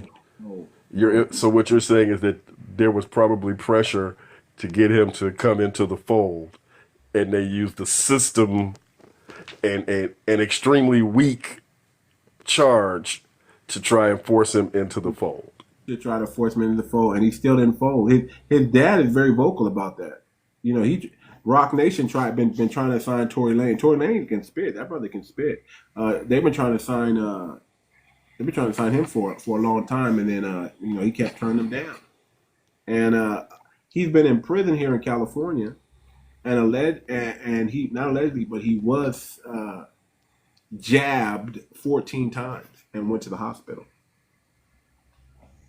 Now, see, why that makes one very angry. It just so happens like they had new evidence in the case that can cause for a retrial, cause him to be retried again and possibly released. And just when this team came out with this new information, and I'm assuming that it's the bodyguard because the bodyguard went missing. They couldn't find the bodyguard to testify to tell what happened, and the bodyguard supposedly is coming out saying that allegedly, I don't know all the details, but he's supposedly coming out saying what really happened. And what they're saying was that Torrey never had the pew-pew. It was the woman that he was with, and he tried to stop the woman that he was with from pew-pewing Meg the Stallion. So wait a minute, the hero is in jail, is on lockdown for doing the right thing, but your circle of cats supposed to be stronger than that. That's what they say. And then the bodyguard was like the missing link, and he went missing. And now that he found out that there was like right when they found him again, the bodyguard's now out of nowhere speaking like, hey, this is what really happened. And then the lawyers are saying, hey man, we got proof, we got new evidence that shows that, hey man, that Torrey's innocent. And they're thinking like because of the legal team having this information, and they were just first of all, there was some meeting with Rock Nation that they took, or with some, and I don't want to mention their name. It's all allegedly. I don't know. I'm speculating. I don't even know the whole story. But supposedly they were meeting with some record exec was trying to meet with somebody on Torrey's team to get him to do something, and it didn't go down. And the next thing you know, this information or it was leaked to the industry team that the legal team of Tory Lanez had new information, and that was enough for them to set up a hit on him, supposedly, allegedly, and he got jabbed 14 times. And now they're talking about, hey man, we got to release this guy. We got to get him about, man, because he's gonna be a target in there. Let me bring up some people. Maybe Wolfie know more than I know. Bring up Hey, Wolfie. mamas. How y'all Good doing? morning, precious one. Good morning. How you doing? Good, good, good. I'm like, I came in at the wrong time. I'm missing the whole subject. Now, what happened? So You, you know about Tory Lanez, right? You know about Tory Lanez. I know some. I'm just biased because of Megan Thee Stallion, but I'm listening. I really don't. You know, So the I got bodyguard. biased ears. You I like got so you biased like ears. you like Meg Thee Stallion. I mean, yeah, I do. I do. I'm not. I've never been a fan of her music or anything like that. You know, she's always kind of been like an industry plant to me, but Not that's that. that's neither here nor there. But Tory I mean, Lanez, for as the person, for as the rapper, I like her music. I mean, okay. I understand her hurt. I understand me, but like I said, I'm biased. You know, I don't he's trust anybody. Stonian, so I don't trust I'm gonna anybody in listen the to more of industry. her hurt than versus whatever everyone else is saying. I'm biased. Got He's you. Stonian. Go Okay. ahead. Okay. But supposedly, Tory Lanez supposed to pew pew her in the foot, but the evidence is coming out that he didn't even have the gun. It was, Jesus Christ, Let it he didn't have ride, the bro. pew pew. He didn't have the pew pew. It was the girl that he was with, and she went after Meg Thee Stallion because she found out that they were friends. The two girls were friends that he was messing. You know, Yeah, that was her with, best friend, but he's not in jail for puking her, right? no, he's in jail for possession. He Possession. had gunpowder on his hand. Yeah, he's in possession for what? Let me see what the charges are exactly. Like if you was the state attorney and you got gunpowder and you're not supposed to be around guns. He was convicted for three felony charges: assault with a semi-automatic. So he was Hmm. assault with a semi-automatic firearm. So that's Hmm.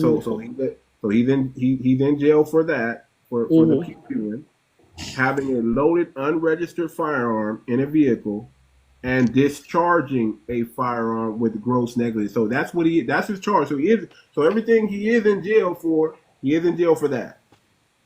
He is in jail not just for possession of it, but also for discharging it, which is firing Why and he got stuck? They trying to. I don't believe she had gross anything to do with neglect. it. So No, I don't think she did at all. I think the industry. yeah. And so what people are saying He's a is survivor. what people are saying is because Tory Lanez remained independent on his own masters, right? Um, that's that's why they've been after this brother to get this brother, plus this brother is talented. How was he able to live to be like an A-list artist? Let me bring him. Maybe Eddie De Niro knows more. How is he able to be like an A-list artist under independent flag and not signed by anybody? Tory Lanez was just as big as a lot of these other rappers out there. I'm not saying he was a Jay-Z or a No, no, no. I don't know a lot of big rappers, so I he understand. he wasn't on that level, but he was big enough to where he was hanging out with them, and people Mm. know who he is. He was on Breakfast Club, just tearing it up. But he one of the things that he did was he put his album and made it into an NFT and sold it on the blockchain and made $1 million in less than 10 minutes. Imagine if Drake did that. Imagine if a Meg Thee Stallion did that. Imagine if all the artists, the big artists, just said, "Hey, I'm releasing new music, and I'm only releasing it on the blockchain, and no industry person can touch it because it goes into 100% into your wallet. It's decentralized. Nobody can control that or take their percentage out of it. They can't touch it." So a lot of people think that that's the reason why he was put in jail, because he was doing that and telling people, and he was pretty much giving people the blueprint on how to do it. And they used Megan Thee Stallion to kind of set him up. That's what people are speculating and saying.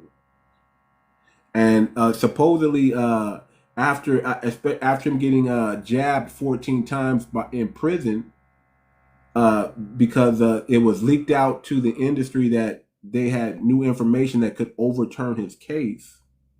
And his dad's been the most vocal one. Tory Lanez's dad, if y'all don't know, his dad's been the most vocal one who's been saying all this, like, my son's innocent, my son didn't do anything.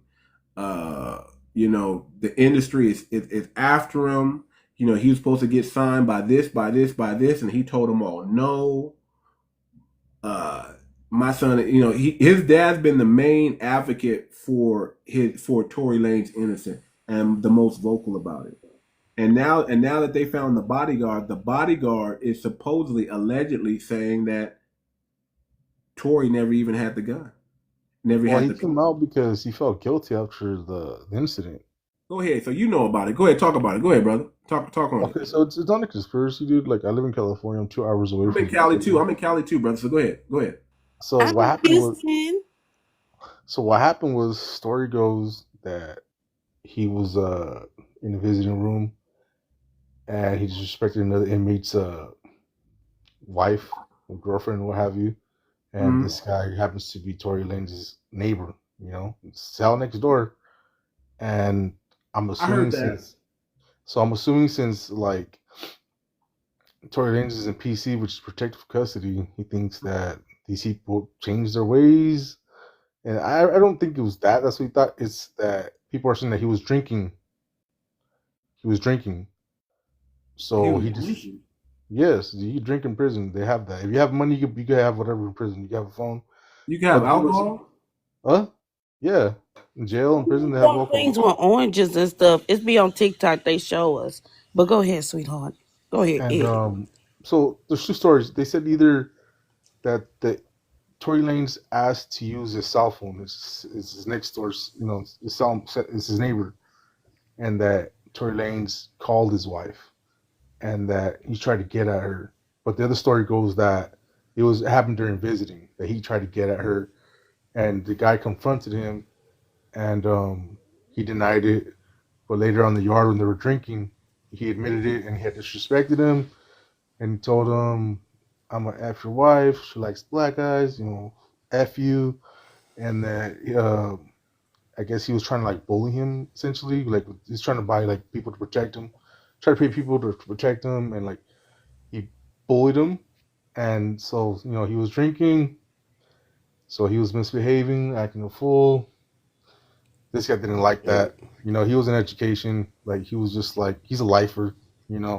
Yeah, so I heard he was a lifer. So so a lot of there's a lot of speculation. There's a lot of people think that dude got put out of the game, right?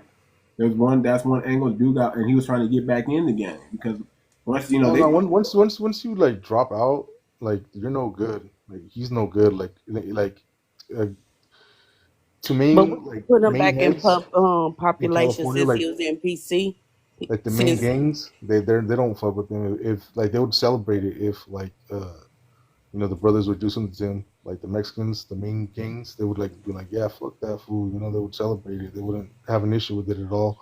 So do you think it's about to go down? Like, it's about to be like a little race? It depends, because there is PC gangs. There's gangs that are in protective custody. So, for example, Northerners, when they drop out and they PC up, they become Northern Riders.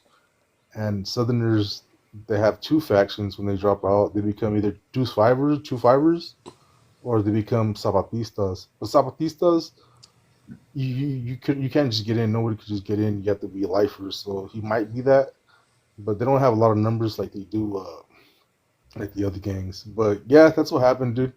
Tory was getting drunk, disrespected dude, and tried to bully him. Remember, their neighbors. Tory was drinking. This guy, first thing in the morning when the fucking cell's open, started stabbing him. Oh shit! He started, poking him. Poking him. Okay. Yeah. That's the story. Sorry, what it says. So if I'm hearing this right, and this is, again, I have zero information when it comes to the prison system. The lifer got upset because Tory was going at hitting at his wife. Yeah, because they said it happened over the phone because he borrowed his phone. or it happened during visiting. I don't know which one of these stories is true. I keep hearing it happened during visiting, but I did hear the other one as well.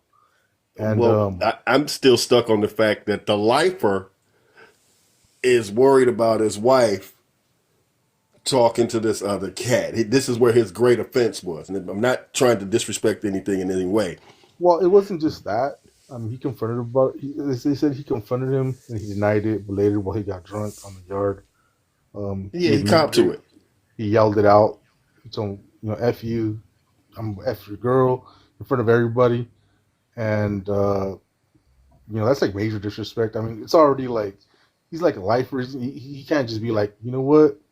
I was going to do my time. I'm going to get out and this will all be behind me. No, he has to deal with this shit every day. If he lets it go, even on a PC yard, he's going to be known as Thank you, Wolfie. 𝗖𝗔𝗊𝘁𝘂𝘁. And that can't happen. Because that's his life. Like, you know what I mean?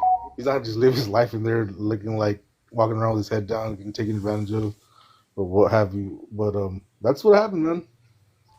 Okay. Good morning, Too Much. How are you? I just stopped by to inform you, to ask you if you hear about the black lady that was on a get unalive by the 6 gang members as young as 13 years old. No, I haven't heard about that. When did this happen? In South Carolina. Yes. They find out Yesterday? yeah. But the news is not covering it. I don't know why. That's crazy. What part of South Cat? If you probably pull it up on YouTube and the first thing when I wake up this morning, that's what I saw, and I was like, it got me so upset because it's like Which site? YouTube. No, baby. It won't be on YouTube got plenty of sites. You got to tell which site, which people or platform did you see it on? Young Turks. That Okay, type I'm of thing. gonna tell you the name. I'm pulling it up right now. That's a New York Post. Go to 6 charged after South Carolina woman found unalive. Her name is 𝗖𝗔𝗊𝘁𝘂𝘁 Thompson. 6 illegal migrants charged in South Carolina mothers. So these are illegals. I could sell anyone on rent control if I don't tell them the whole story. Okay, hold on. I gotta. Okay, but my radar is going off on this one, bro. It's going off. My radar is going off on this one too. Hold on. Let me. They're facing charges after a local mother was shot in her car. 40-year-old 𝗖𝗔𝗊𝘁𝘂𝘁 Thompson was shot and killed in her car off Riverside Road in Lancaster. The sheriff's office says the people arrested are tied to another crime as well, and because of their immigration status, they also now face deportation. 𝗤𝗶𝗴𝗵𝘁𝘀𝘀𝗶cie Charlotte is in Lancaster with the latest developments. 𝗖𝗔𝗊𝘁𝘂𝘁 Thompson's life ended in tragedy, gunned down while she was driving down the road. Tonight, 6 people between the ages of 13 and 21 years old facing murder charges in this case. People like this have no place in our society, and we will do everything in our power to make sure the full weight of the law is brought down. 6 people, including 4 teenagers, are behind bars facing multiple charges. The Lancaster County Sheriff's Office says, first, the group tried and failed to break into a convenience store, damaging a bathroom door and shooting up the security cam. Days later, they say that group shot and killed 40-year-old 𝗖𝗔𝗊𝘁𝘂𝘁𝘂 Thompson. Somebody lost your mom, your sister, aunt, mother. They look. They're all Hispanic. This person is out doing They look the same thing you and I Venezuelan. do, just driving down the road, minding their own business. The sheriff says Thompson was driving down Riverside Road on her way to meet friends when the group tried to rob her. He says 21-year-old Azel Torres Chirinos is the one who pulled the trigger, hitting Thompson, leaving her for dead in her car. Officials say none of the suspects are in the country legally and should not have had the gun. They took the life of an innocent young lady, didn't have the right to be here, much less commit these crimes here. Detainers have been placed on all 6, so if any of them were to become eligible for release, they would be taken into ICE custody. In Lancaster, Jessie Pierre, 𝗤𝗶𝗴𝗵𝘁𝘁𝘁𝗀 Charlotte. Okay, that's interesting. That's very interesting. I would agree that it is. It's interesting, but my radar is still ringing real loud on this particular thing. There are Go ahead. what's happening to us in this particular situation. This happens all the time.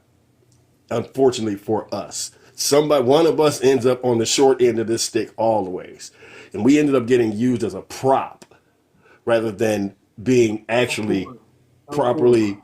Of course, you know that side's gonna run with this narrative. You know. Right, and that's what I'm looking at. And that's my bell's going off real hard in this because this helps a particular narrative, and to try and push that across the.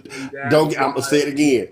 Yeah. It's something happened in one state, and then suddenly it's headline news all across the country. Hold up, that's not a trend. That is a single incident. It's not, but it's not headline news all across the country. Yeah, but it gets fed like that because if we're talking, but no, not that we're talking about it now. But if others end up doing the same thing, then this is what happens. If the extreme, let me say it like this: if the extreme side of MAGA gets hold of this, do you think they go sit on it or they go run to the biggest microphone they got?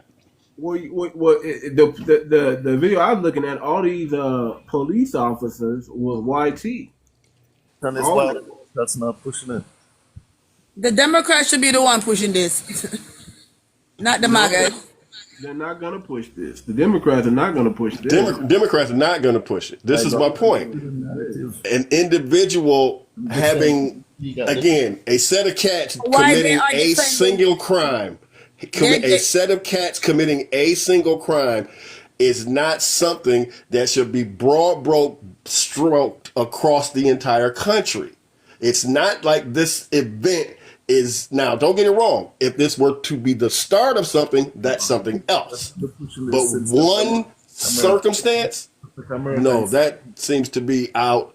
That would be out too much airplay for where it's at. By 6 illegal, and that's not wrong.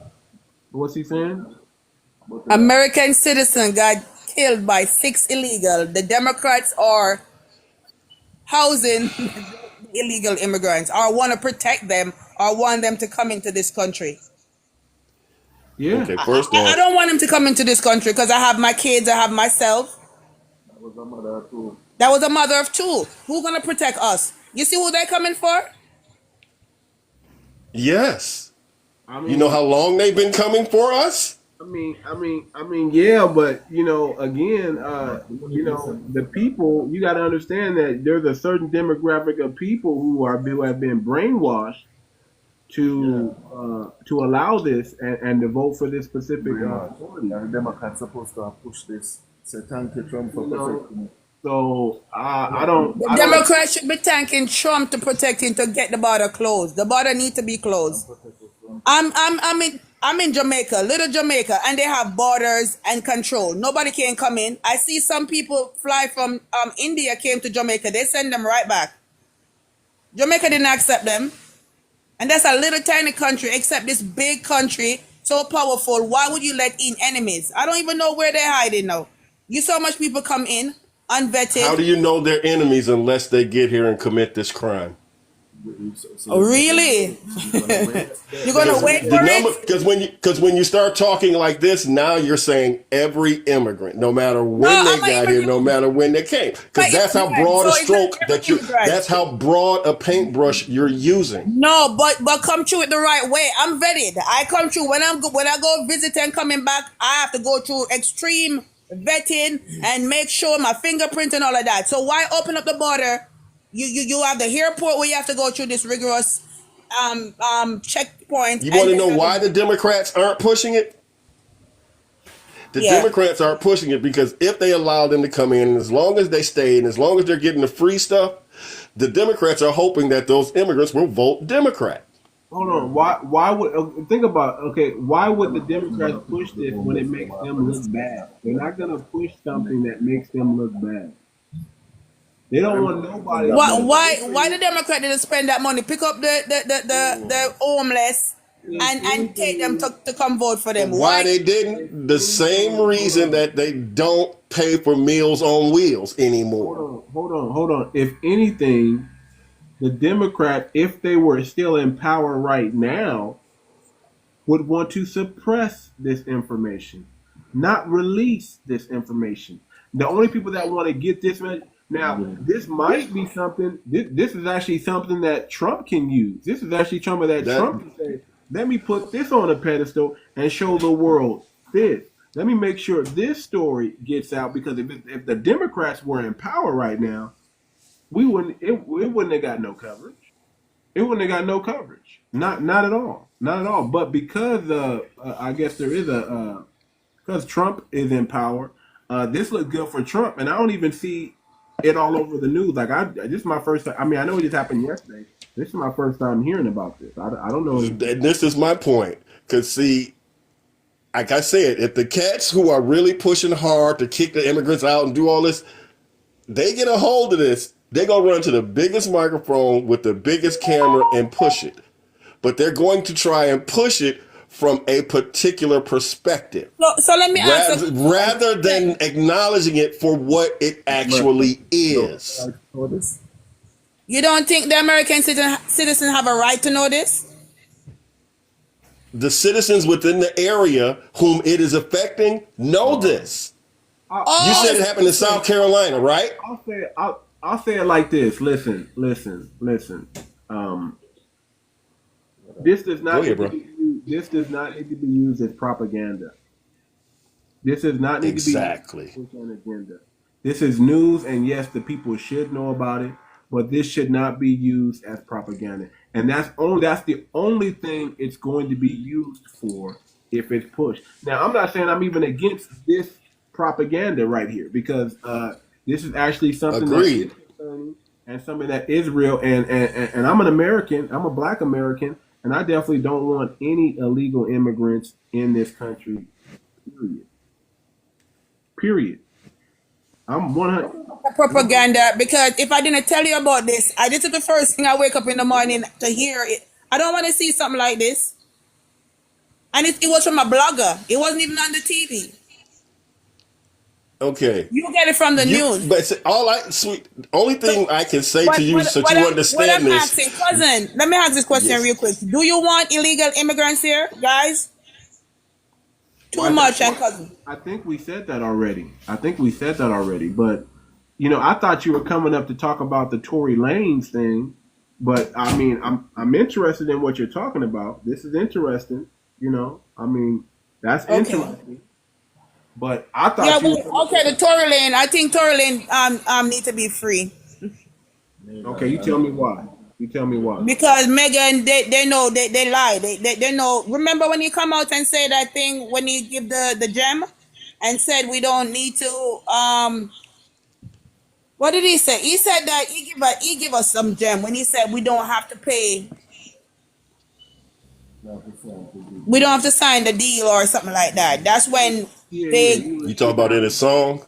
Yeah. The game that we don't have. We could stay independent and we could do this. I mean. Yeah. I kind of side with that. We had a Hispanic brother saying, and this is also a narrative that's being pushed, y'all. I don't, a lot of people are saying this that this is not something I'm new to hearing. The Hispanic brother was saying that Tory Lanez supposedly disrespected the man's wife, and that's why he got jabbed or poked 14 times or something like that.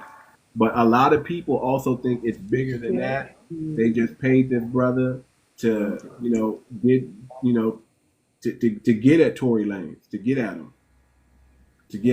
And but 14 times, that's a little bit excessive. Yeah, that's a little weird. That's like a makeup thing. Yeah. That's a little bit excessive.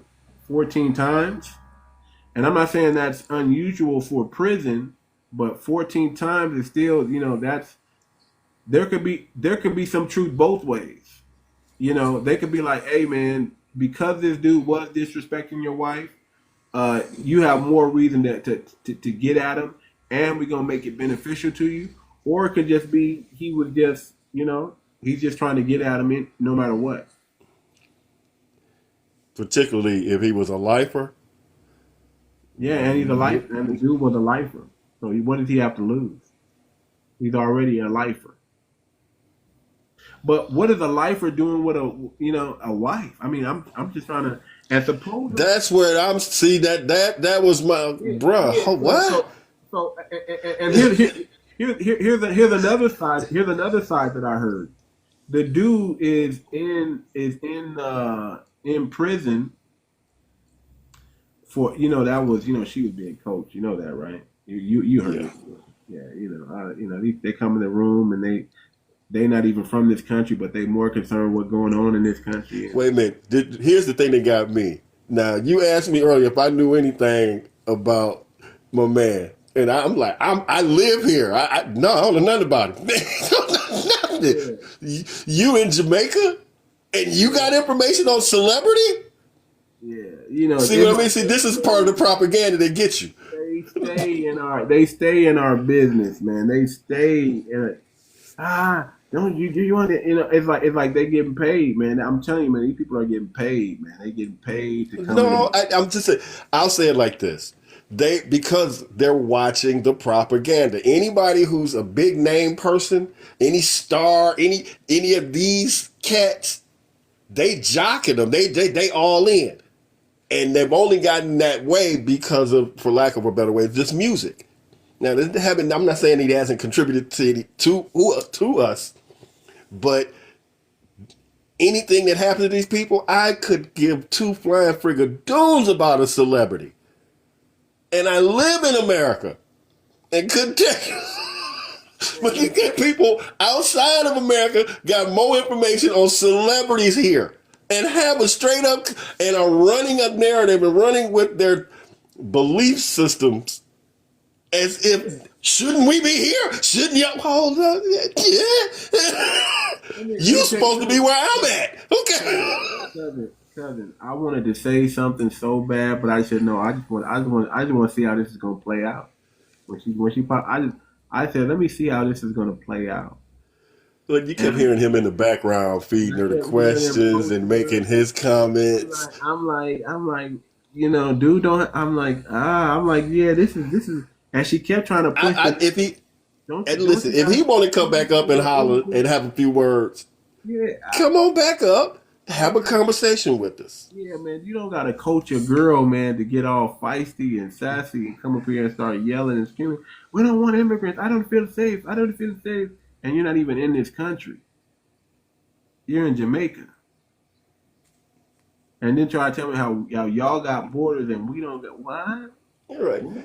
Right. This pure narrative. Like, that's why when it came up, I'm like, oh, my bell's going off, bro. I got all kinds of... I mean, they getting paid. Listen, bro, they getting paid to do this. She's probably going to every single platform trying to bring awareness to this. So, and she getting paid to switch the conversation to that. Right, because that's not something...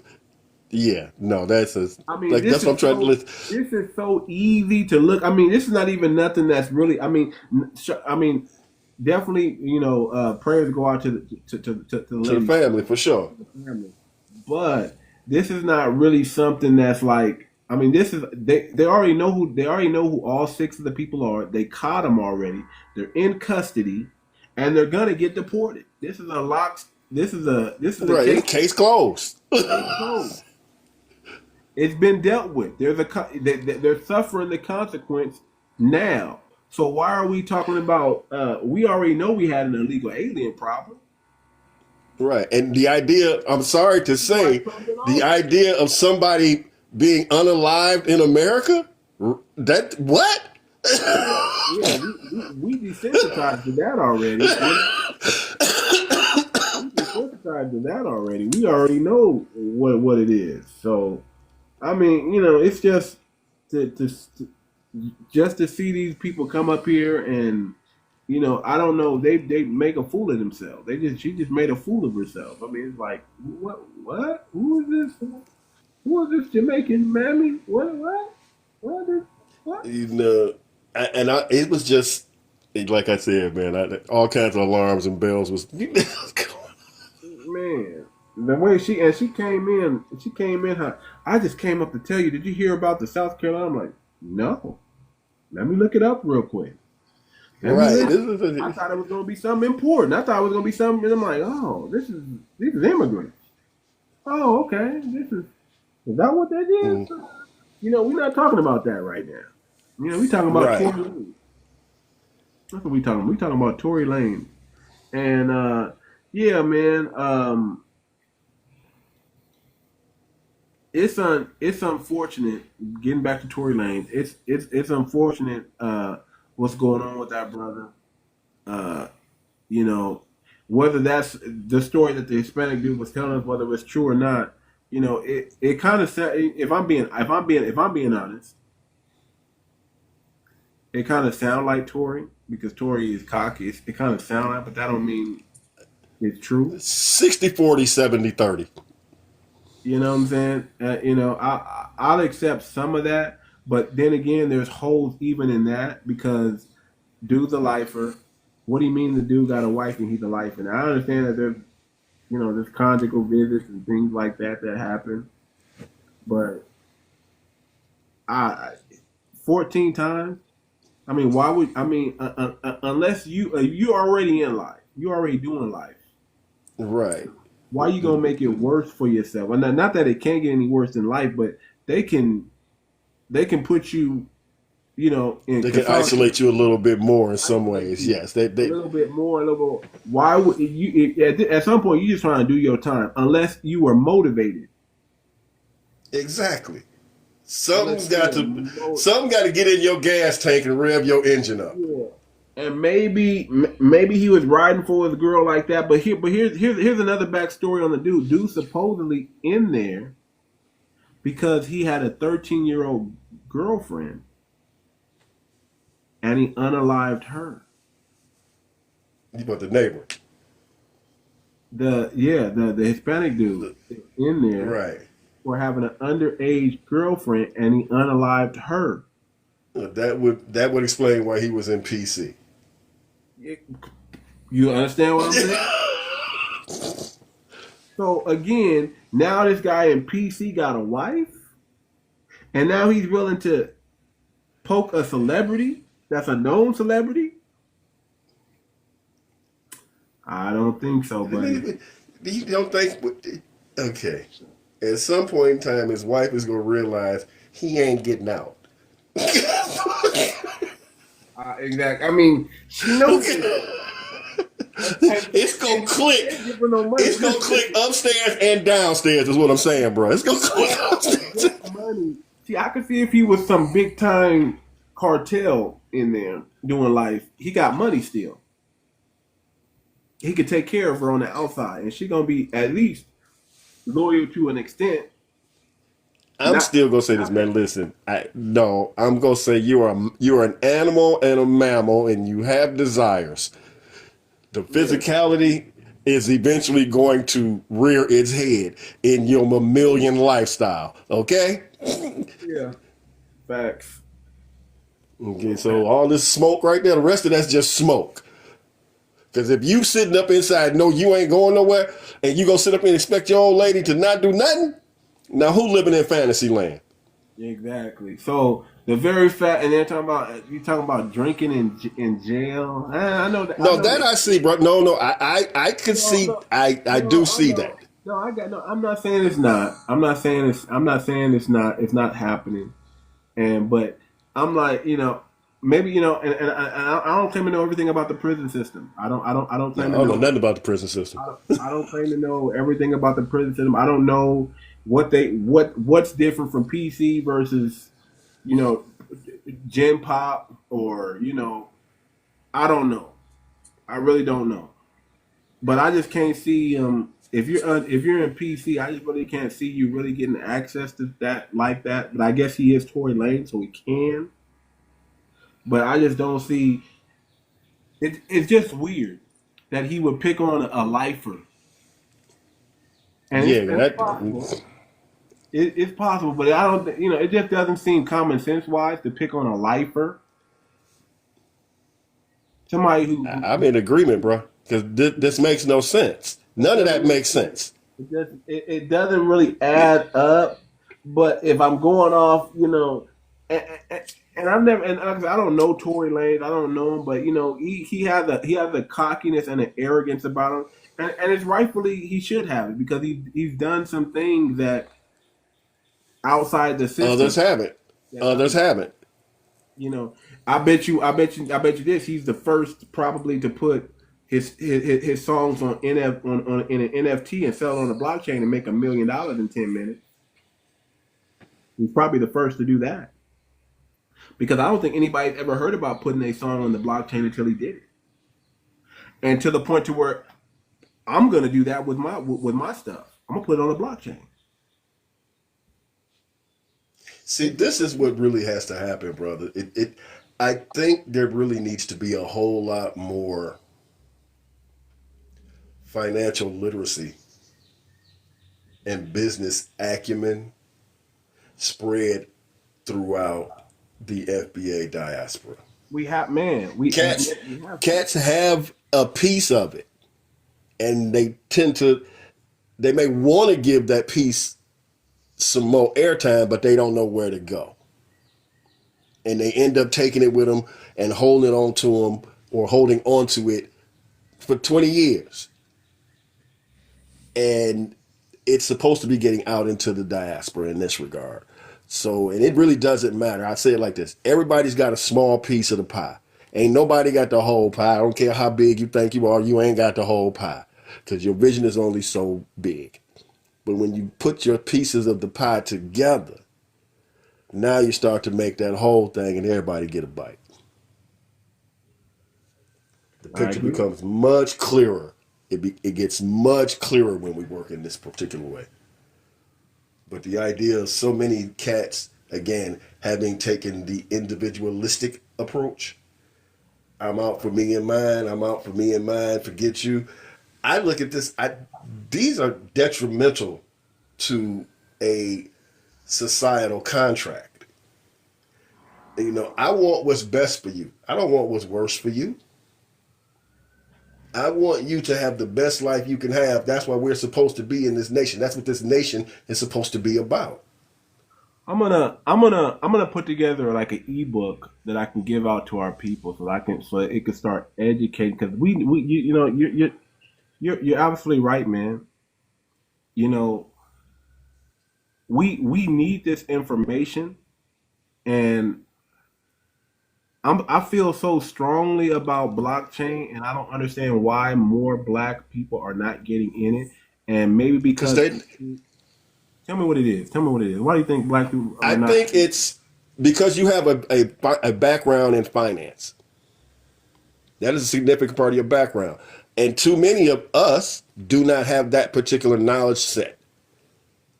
So they don't understand how that field even operates. So it's uncharted territory for us. And if there's one thing we are, it's guarded when it comes to uncharted territory.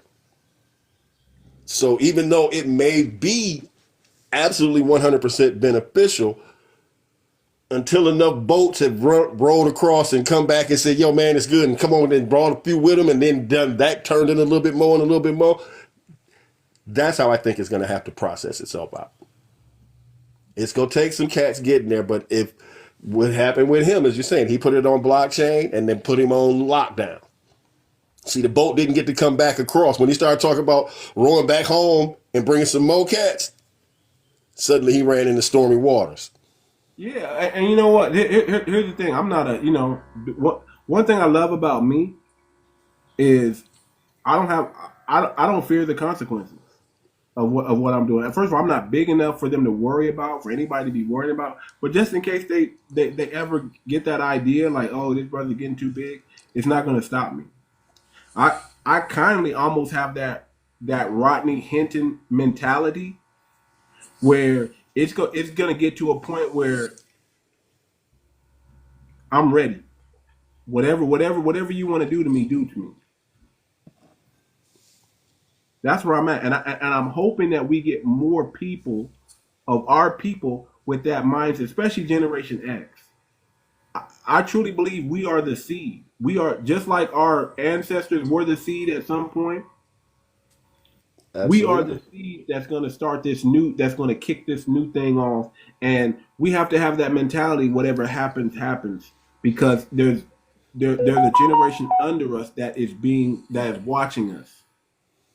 And a lot of them try to act like we don't know what we're talking about, and we not riders, and we outdated, and that's not true.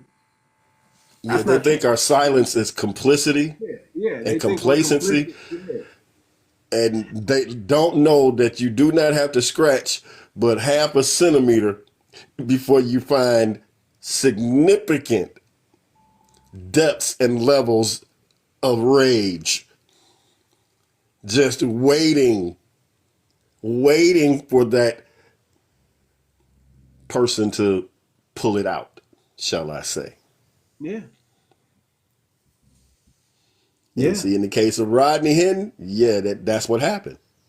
I mean, and this we everybody's known at some point it's gonna boil over to this, but everybody's waiting on when. And I'm not saying I want a bunch of Rodney Hintons out there in the marketplace, saying we're gonna get our lick back, we're gonna get our lick back. But Definitely not. what I am saying is we want a bunch of conscious, logic, intellectual brothers who are saying I'm going to stand on the truth no matter what. I'm going to reject the money that Pharaoh is giving me and deal with my people in their condition that they're in so that we can rise together. Exactly. That's really what's come to. We're already. I mean, there's too many examples of what happens when you take their money, when you take their plan, their route. We've seen too many examples. We understand and know that YT supremacy break their tools when they are done. And speaking of tools, do not forget to check on and follow the new Black media, Professor Black Truth, who will be broadcasting tonight and tomorrow night. I will be watching 8 it tonight. o'clock. I'll be there. That's the Black Authority. Professor Black Truth does his Monday through Friday moment of truth and his Friday crime report. Can you put together some type of calendar or agenda of these time slots that we can give out? Honestly, it's real simple. Monday through Friday, 8 o'clock a.m. on YouTube every morning. 8 a.m. on YouTube, Monday through Friday, 8 a.m. on YouTube every morning. And the Black Authority is Saturday and Sunday, 8 o'clock PM. every weekend. 8 p.m. every weekend. Every weekend. The Black Authority. The Black Authority every weekend, 8 p.m. 8 p.m. Professor Black Truth, Monday through Friday, your moment of truth. And I like the fact that he does it at 8 a.m. because you need to get your day started with your proper mindset. There you go. You're trying to get out here and, those of us who are mature enough, yes, all on YouTube. Those of us who have matured and understand, you can't just sleep your day away. You need to get that thing started and moving in the right time so you can get the things accomplished that you need to get accomplished. So having it there is definitely a good time to me. But when it comes to getting the knowledge and information from, you want to know the words to say when you don't know what words to say, I can only say it like this. The Black Authority doesn't bring receipts. He brings invoices. Okay. He waiting. There's a reason that the mainstream media makes sure and never mentions Jason Black, the Black Authority. They never mention him. He's got one of the largest black followings, but they never mention him. And he's taking on all comers. Jason Black? Jason Black, the Yeah, I've Black heard about him, Authority. and I heard him speak a lot of times. He have that radio type of voice. I don't know how Yeah, to explain it. yeah. But he's also done his documentaries too. 7 a.m. The latest one is 8 a.m. You know, he's like Tariq, man. He's putting documentaries out specifically from the Black perspective. Yeah, Jason Black's a millionaire, and he hides his face, right? Yeah. So what I like how he started, if I'm remembering correctly, he was a truck driver. And as a truck driver, he was driving all across the country, but he started noticing the condition of black people all across the country. And noticed that it was the same in Maine and it was the same in Seattle. It was the same in California. It was the same in Detroit. It was the same in Florida. It was the same in Texas. Now, it's one thing to have a cat, especially or espouse that, you know, I'm speculating about this, but you were driving the truck for years. So you actually saw these conditions firsthand. Right. Okay, you are speaking with some, again, authority. You're not just whipping. You're not pulling for lack of a better way to say this, you're not pulling a Charlie Kirk. You're not pulling a Pierce Morgan. You're not looking at this from an outside view looking in. You're coming from an inside position looking out. That warrants respect. That says you know what you're speaking of. And two, you know, he's got another channel, it's the business channel. And early on, he was giving cats game on how to step their game up.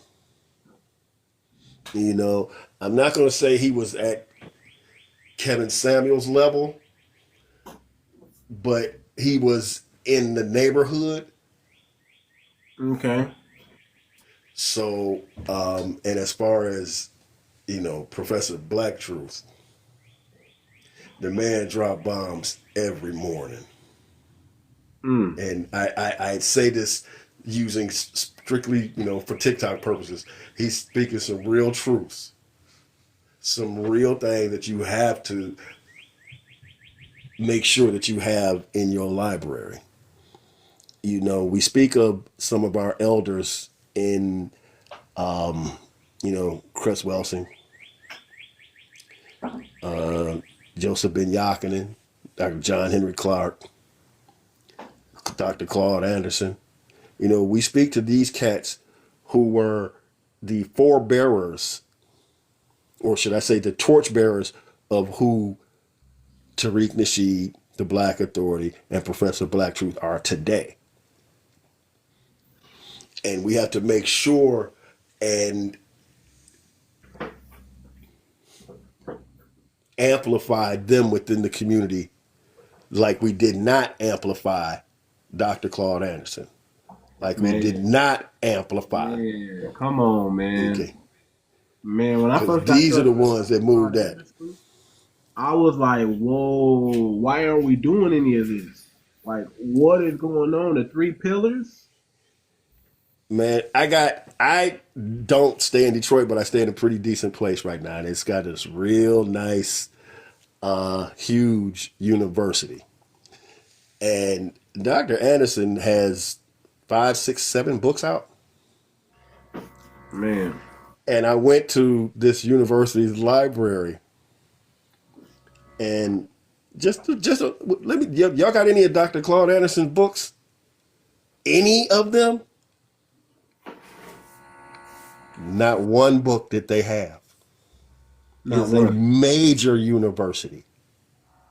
A major university, and they have no books from Dr. Claude Anderson. And we know what Dr. Claude Anderson's educational background and political history is. We know the things that he got moved in this country. And y'all don't have a single book of his?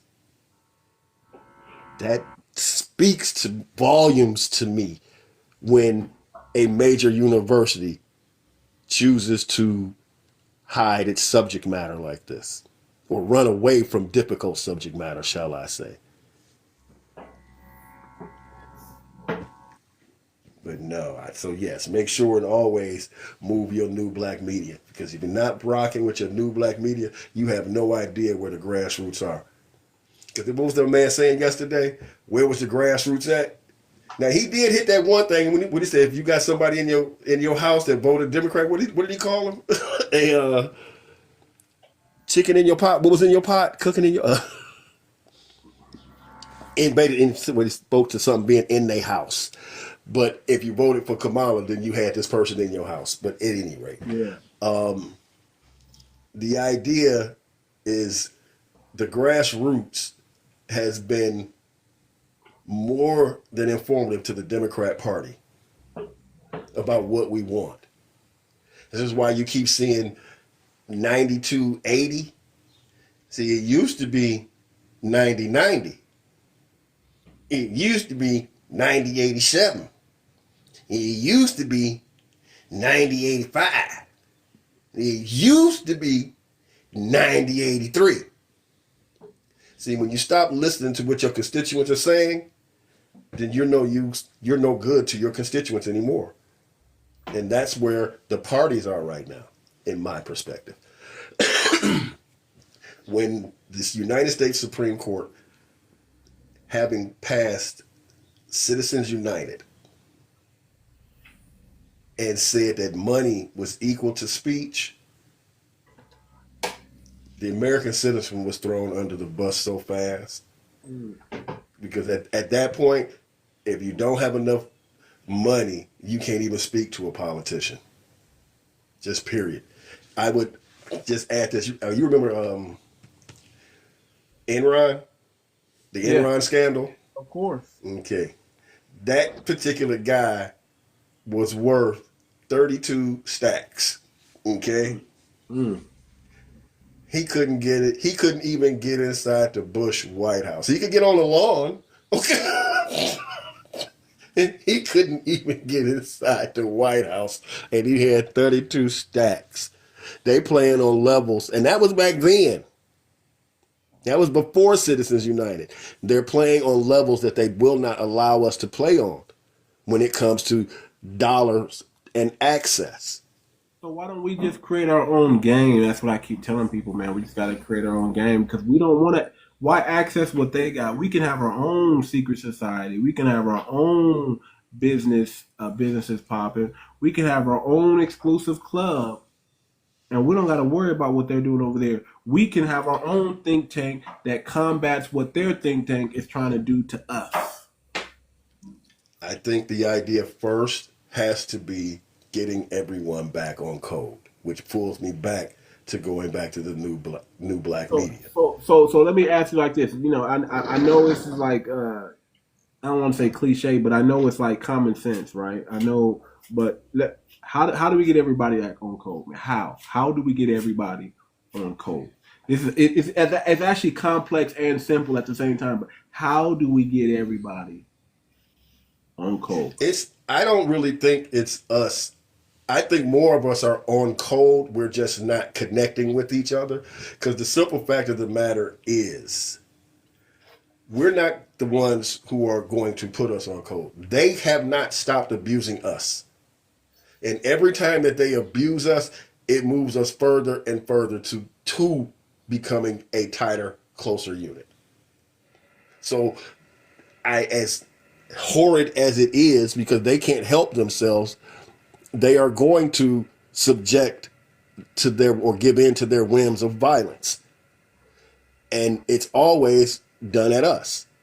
It's always at us. And so every time it happens, we get more on code. This is why the number of people who were upset, obviously, about Penny.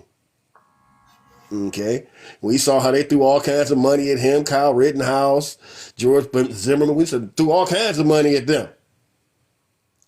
But suddenly, when Shiloh, when it's not now, why y'all doing that? Y'all so wrong. No, y'all were wrong 3 times first. Okay.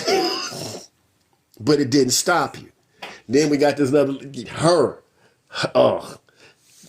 You go call and I get it. She may not have known that the child was autistic, so I'm not going to necessarily hold that it at the most horrific thing. But the fact that you did it to a child, what kind of evil resides in you that you would say and or speak like that to a child? That is just as barbaric a thing that you can do. Okay, the kid made a mistake. Now when your kid make a mistake and somebody cut into your kid, you gonna have a problem with that. But this idea, it's just, and as far as, I tell you honestly, again, I said this before, as far as Hinton goes, the idea, that man got up that morning, kissed his kid goodbye, said, "I'll see you tonight when I come home from work." And the idea that this father would have done this and then find out later, this is what what? The idea that he would not be under extreme emotional distress is confounding to me. What person out here who has reared their child, raised their child, saw them first steps, heard them first words, bought them folks' booties, stuck that foot in that mouth, to all these firsts that this parent has done, and they act like he just has zero connection to his child. The idea that anyone could be that callous and not think that that man loved his child and wouldn't have responded through love and a crushed soul. I tell you, man, they make me not want to live in the neighborhood with them. I don't want to be in the city with them. I don't want to be in the same state with them. And if this keeps going like it's going, I don't even want to necessarily be in the country with people who think like that. They are just a vile, barbaric people.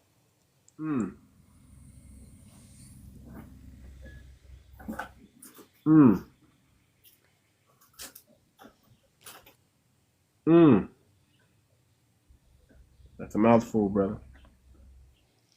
Well, Why? you know, That's deep.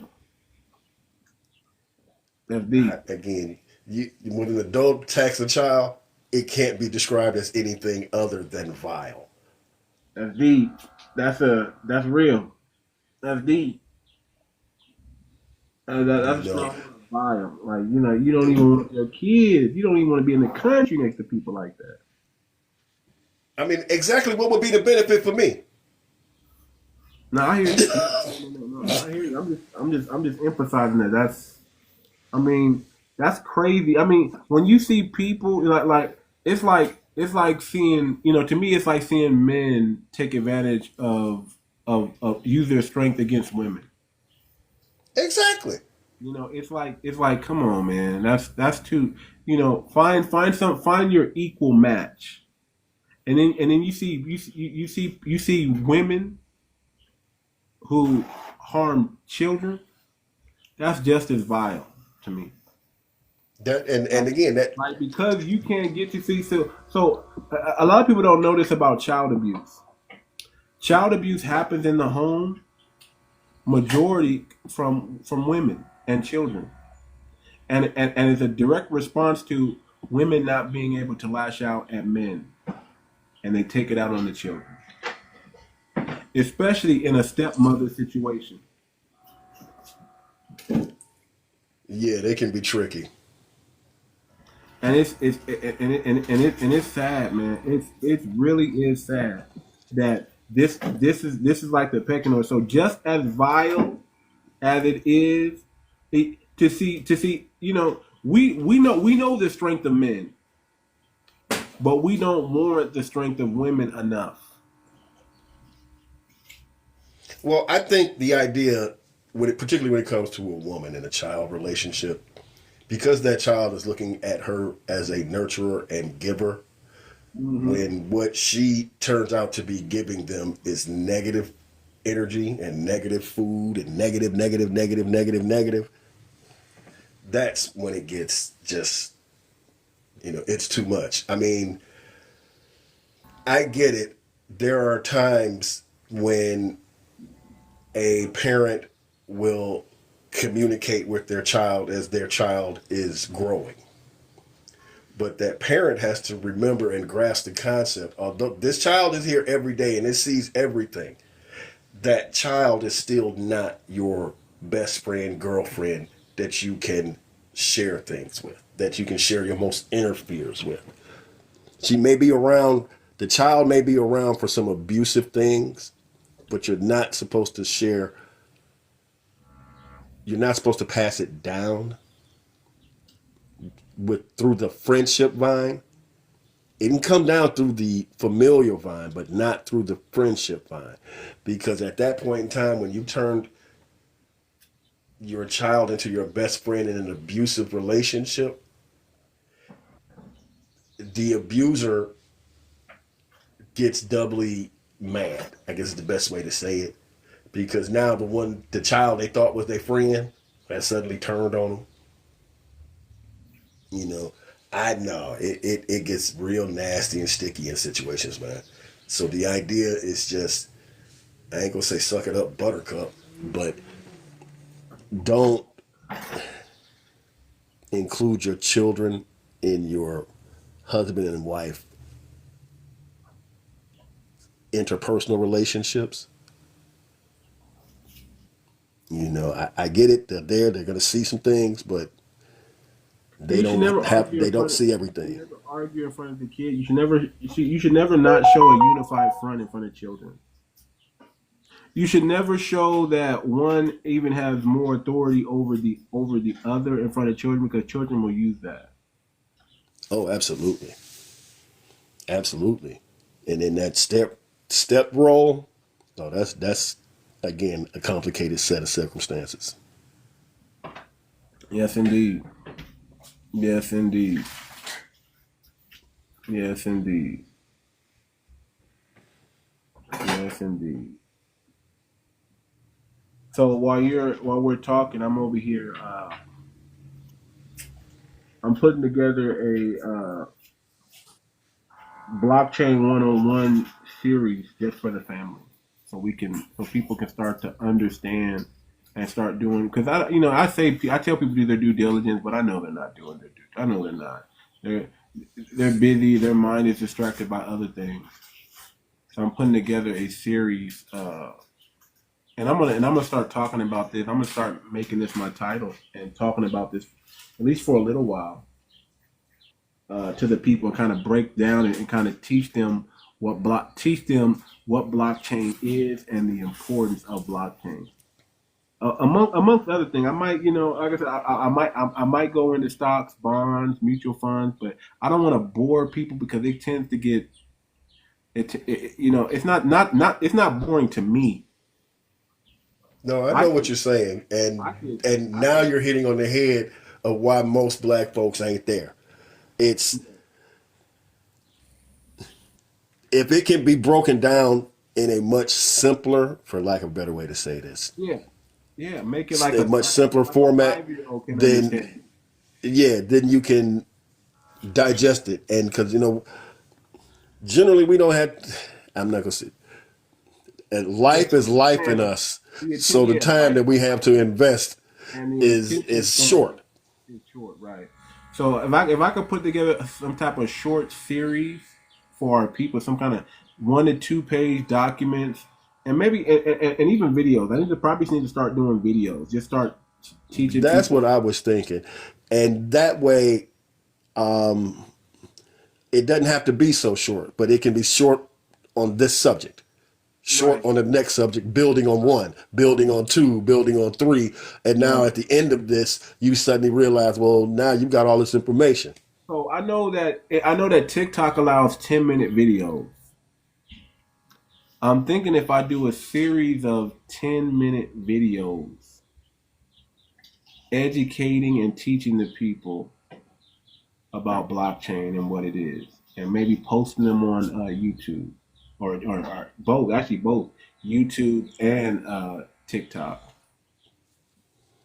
That might Yeah. be valuable for it. That might be something, but then I'm like, are people watching 10-minute videos on TikTok? Are they really paying attention to the 10-minute videos? Because I even know If myself. it's interesting to them, they will.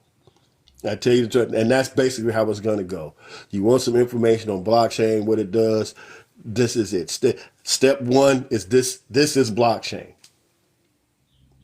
Right. And something like that, and getting into it is this way, and this is how that's two things. Like, it's got, just keep it short but simple. Right. Now, first thing is always first. Never forget that any investment is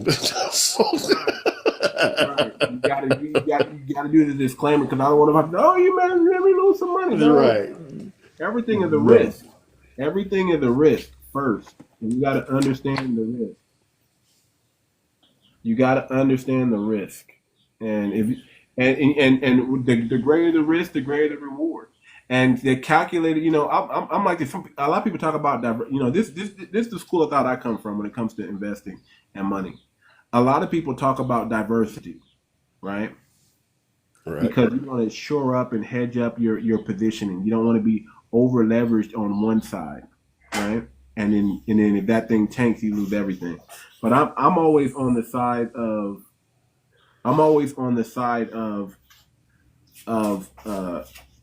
doing your due diligence. If you do your due diligence on a specific company, you don't necessarily have to diversify.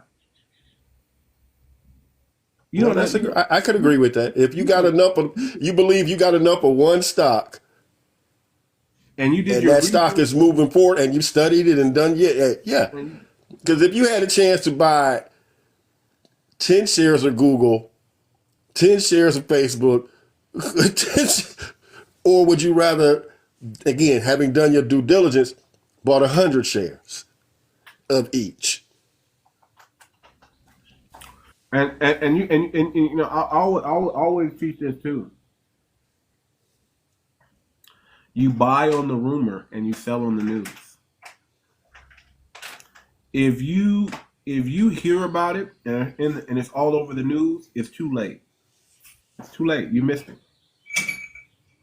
You missed it. Oh yeah, but see that, you're incredibly plugged in at that point. Yeah, that's exactly what it is. Insider information is real. I'm not saying do anything illegal, but I'm saying if you really just do your due diligence, do your homework, and if you understand that's easier than working a 9 to 5. That's easier. Cats don't realize that. They don't realize that. Now, I'm not gonna say they. We don't realize that. You sit down and just read and research and look at things and figure out things. Yeah, it's gonna take time.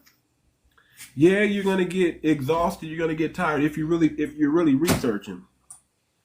But once you get a system together and you figure out how to research these things, how to look at them, and listen, I'm gonna be honest with you, it's so much easier now that we got AI. That's a whole nother class I need to teach on too. I need to teach people how to utilize AI correctly. If you really understand how to utilize AI correctly, it will save you a lot of time. Question is how much AI can. For me, the question is, can I get AI to make me some paper? And how can I get this on? You're talking to the right guy. Yeah. Yeah, I know. That's why we talk offline. That's why I'm trust me, man. I know. I told you before, man. I need a young cat to help me move it along. You are that young cat, okay? I'm in the process of starting an AI automation company. And I'm and where I build apps with no code. I build apps, and I build them for companies, and they use them to generate wealth, income in the business. Whether it's lead generation, bringing in clients in the door, whether it's an app for like a scheduling a calendar for a specific business. There's a whole bunch of things. I have a budget app that I'm coming out with that's going to teach people how to save $1,000 a month no matter how much they make. Now, it's going to tell you that if you make a certain amount of income and you're spending a certain amount of money after you type in the things that you spend, it's going to tell you, hey, man, this is dang near impossible. But if you cut back on this, that, or you move to a different area, or you move in, it's going to give you the practicalities of how you can do it. But the goal is you got to save $1,000 a month, or you're already broke. What do you got to lose? What do you got to lose? You're either going to stay broke or you're going to make a change. And it's not about, listen, a person making $100,000 and a person who's saving making $30,000 to $40,000, the person who's saving $1,000 a month making $30,000 to $40,000 is richer than the person making $100,000 a year saving $0 or a couple hundred. I always prefer to live under my budget. Once I mature, let me say it right. Let me say it right. What's wrong with shopping at the Goodwill? What's wrong with being thrifty? Yeah, no, like I said, I got no room for the Joneses in my house. Okay. What's wrong with budgeting to become successful? That's what you got to ask yourself. What's wrong with budgeting to become successful? Why ball on a budget when you can budget and ball? That's the name of my book. I wish people would buy it more. I know I don't promote it enough, and that's my fault. But there's a lot of games. Well, I would just say, yeah, just keep bringing it up, bro, because you're right. It's all about self-promotion in this regard. It is. It is, and I can do a better job of it. I get wrapped up in the conversations and in the topics. And I'm here for that. But I really want to help our people understand, man, that listen, you can't do nothing in life without budgeting, without saving money. Nothing's ever going to change. Saving money is the key. The key it's the key that unlocks most of the doors that are hindering you from reaching success. Absolutely. It's the key. And I get it. Life, even myself, even myself, brother. I gotta stay disciplined because there's times I'm over leveraged. Because when you're in business, you over leverage a lot. You'll have savings and you'll be like, well, I need to use this for this, and then you got to start over again. And then if it doesn't work out, it doesn't work out. You took a risk, and if it does work out, great, boom. You're balling. You're doing what you need to do. But that's a part of life. But here's the thing: if you never have it, you never have that savings. How can you use it? How can you learn how to double your income if you don't have the money to do it? The beginning of wealth is always going to start with 100,000. That's the beginning of it. That's not wealth, but that's the beginning of wealth, and it's not. Making 100,000 is not the beginning of wealth. Saving 100,000 is the beginning of wealth. That's another misconception that people think. Oh, once I get to 100,000, I'm on my way. No. You're still broke. You got the same mindset you had when you was broke at 100,000. Right, because I can get me a new car. I can get this. Oh, my credit card rating went up. I can. Now suddenly again, you at 98,000 in your spending. Okay. And it's so easy because you want to reward yourself too early. Exactly. You're not disciplined enough to say, hey man, delayed gratification, I gotta work. See, you have to still see the same mentality that got you the 100,000. You gotta keep that mentality saying, hey, I only spend what I earn. If I earned it, then I can spend it. But if I don't earn it, I can't spend it. What do I mean when I say earned it? It's not about, you went out there, you got a job, and that job pays you 100,000, so you can spend the 100,000. No. Okay, that's the job. Great. Now, what are you going to do that can justify that says that you deserve to buy a car now? Not because you got a job and you made $100,000. That you're supposed to do that. Now, what are you going to do extra that says you deserve that car, that purse, those shoes, them clothes, That those vacation. food, that vacation? Have you earned a vacation? Because working hard doesn't mean you earn a vacation. What did you do? Oh, okay, you took some money and you flipped it. Oh, okay, maybe now we're talking.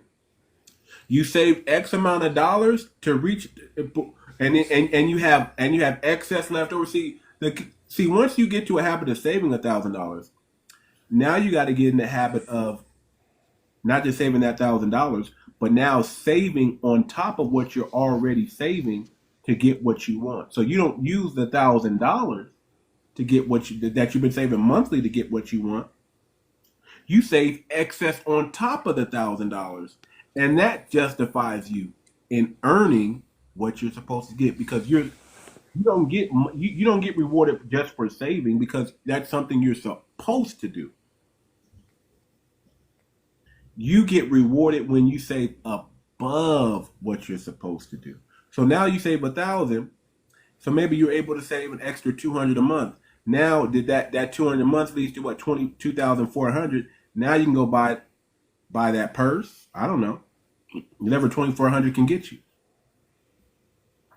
But the $1,000, you're supposed to save that and not touch it, because that does do two things for you. That's psychological. That gives you the moral authority to walk with your head up high, because you know you're not going to be stressing if calamity comes. That's number one. And number two, you never spend your reserve. Your reserve is always your reserve. You don't touch that. You got to have that on hand at all times. But also, it gives you that.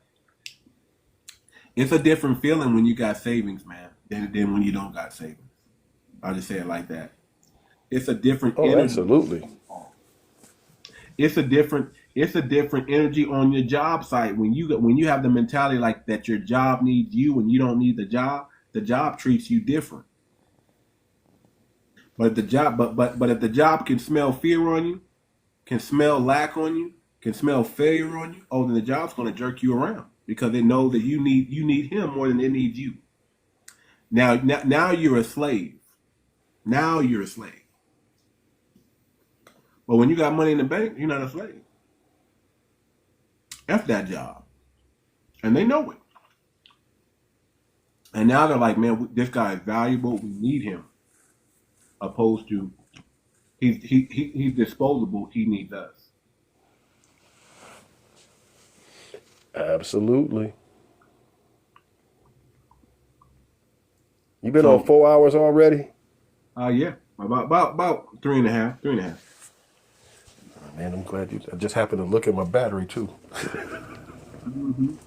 My battery, I just put the charger on mine. My battery died. Was about to die. So I didn't put the battery on it. But yeah, man, do that. I'm about to end the live. I've been on. I got to get up out of here. But I'll say this: I'm gonna play some music as we go out. Some more sneak peeks on what's gonna be on the album of Too Much. I'm excited about it. I love to give it to the family. And those who stick around to the end, y'all, I like to bless y'all. And I'm gonna tell you what I'm gonna start doing. I've been saying it, but I'm gonna start doing it. For those who stay to the end, and you guys have a wallet, cryptocurrency wallet, I'm gonna start blessing y'all with some coin, some FBA coin. I'm gonna start blessing y'all with some FBA coins. First one's free. Yeah, I'm gonna start blessing y'all with 50, 100, 300 coins, something in the fashion of that. I'm gonna start blessing y'all with FBA coin, because I want y'all to understand that this thing is real. It's not just in my head. It's not a myth, and wealth is achievable. So those who stick around to the end of the broadcast, and you have a MetaMask wallet or a Coinbase wallet or something outside of the platform, but a digital wallet that I can transfer money into. You send me your digital wallet signature, I'll drop you some coin. I'm gonna start doing that. Start hooking my people up, man. And those who are subscribed to the channel, I'm gonna do the same thing. I'll do some quarterly drops for you guys. I'll drop some coin in your in your account quarterly, just for being a subscriber. Also, being a subscriber, any new music that I produce, you're gonna get absolutely for free. I'm not gonna charge you for any of the music. You can stream it for free on your own, yeah. But if you want the whole album in a digital format on your phone or in your MP3, you get it for free. You'll get it for free. You know, I make music that has a real message in it, and I don't like to drive around listening to garbage. I don't like to drive around listening. You know, I'd rather play my own stuff than listen to somebody else's stuff. But let me play this song for y'all, man. I think y'all will appreciate this song, man. This is well, one day I'm gonna let y'all hear my country stuff. I'm gonna let y'all think I'm playing when I say I do country music. Y'all think I'm playing, but I'm serious in a heartbeat. I'm very serious. So remind me one day. Have you heard have I played some of my country music for you, cousin? I think I did. We did catch one early on, one or two. I think you did. I think you did. I think was it good? Was it bad? Was it good? Yeah, man. Yeah, man. You know, I like a little country sometimes, bro. Well, I mean, you know, I like country because it tells a story. There's always a message in it. That's the key thing I like about country music.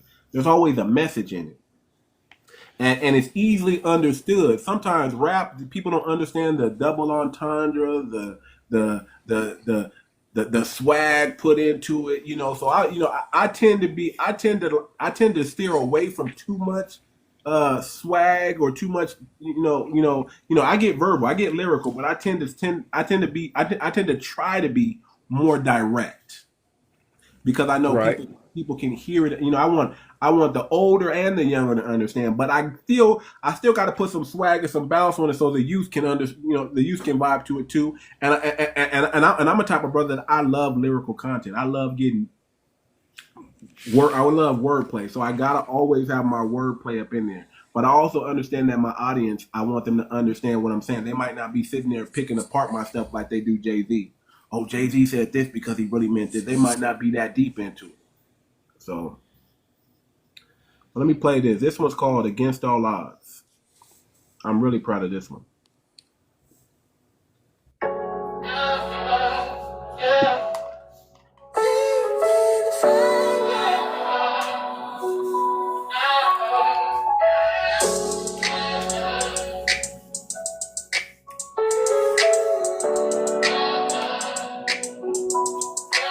Came from a place where the hope then, bones colder than the chrome in the dope then.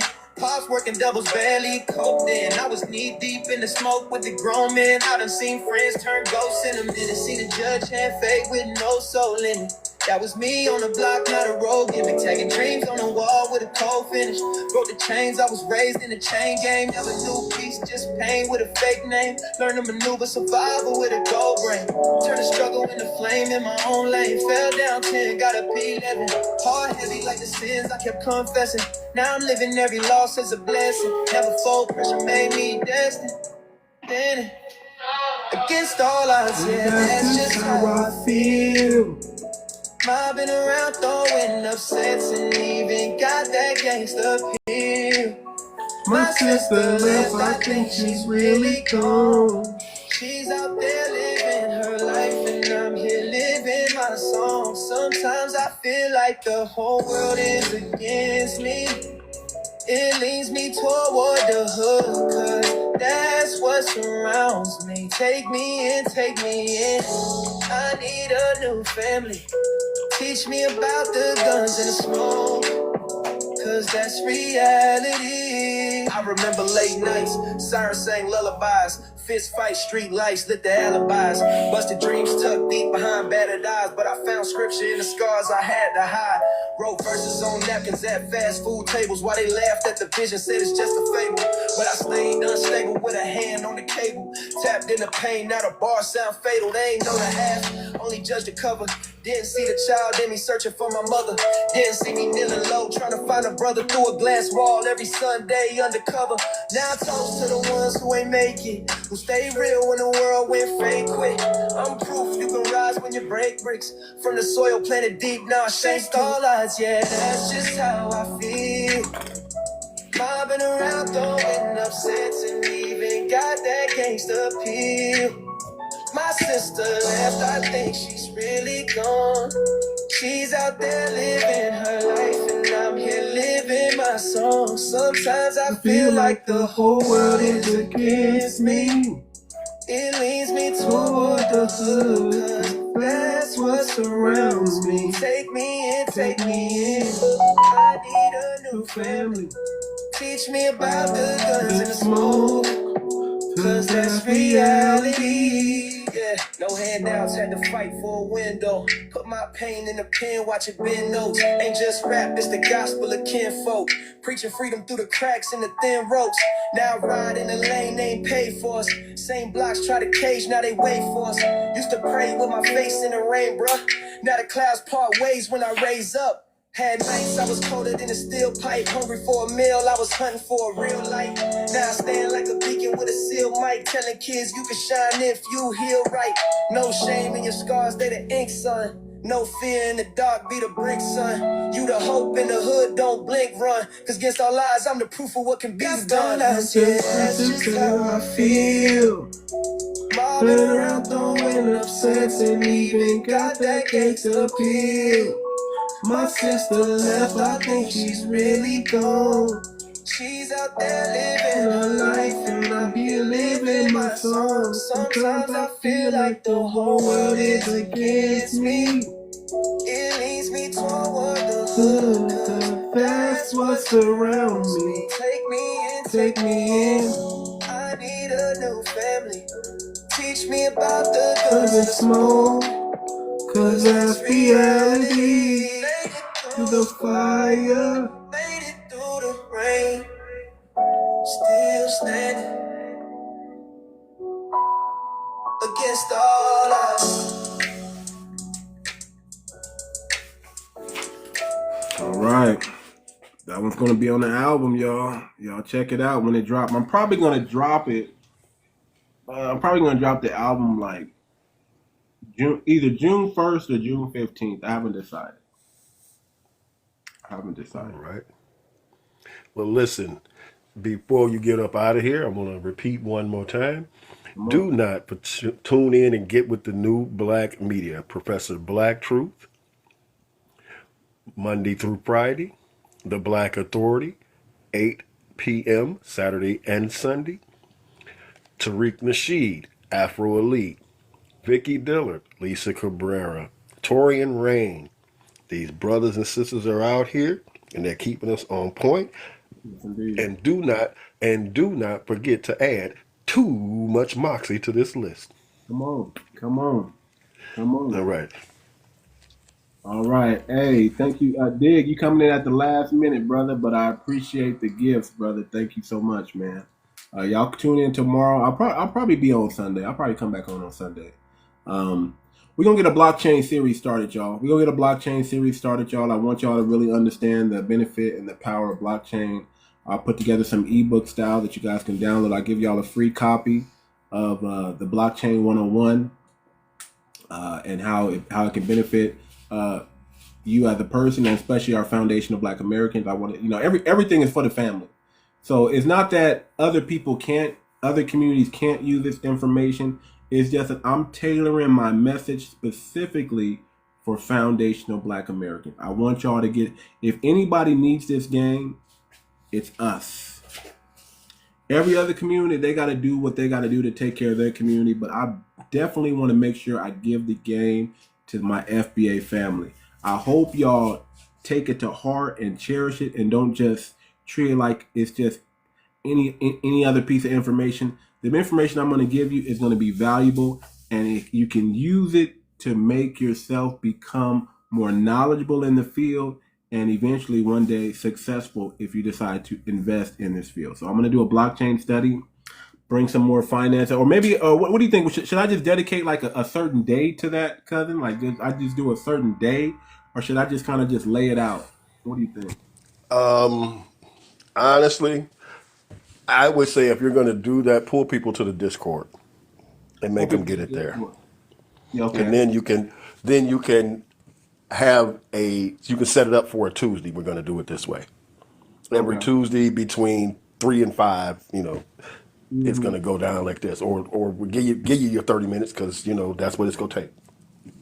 Okay. So I should just mention it on the TikTok, and then bring people from the TikTok to the Discord. Right. If you want the information, this is where you come get the information. But giving the information on TikTok, although helpful, it's not beneficial. Make sense? So what I'll do then is I'll put together like a free ebook for everybody to have, and then if they want to get more information, come to the Discord. Okay. It's a good idea. I'll do that. All right, y'all. This is Too Much Moxie, man. We're out. Peace. Peace out, everybody. Take care.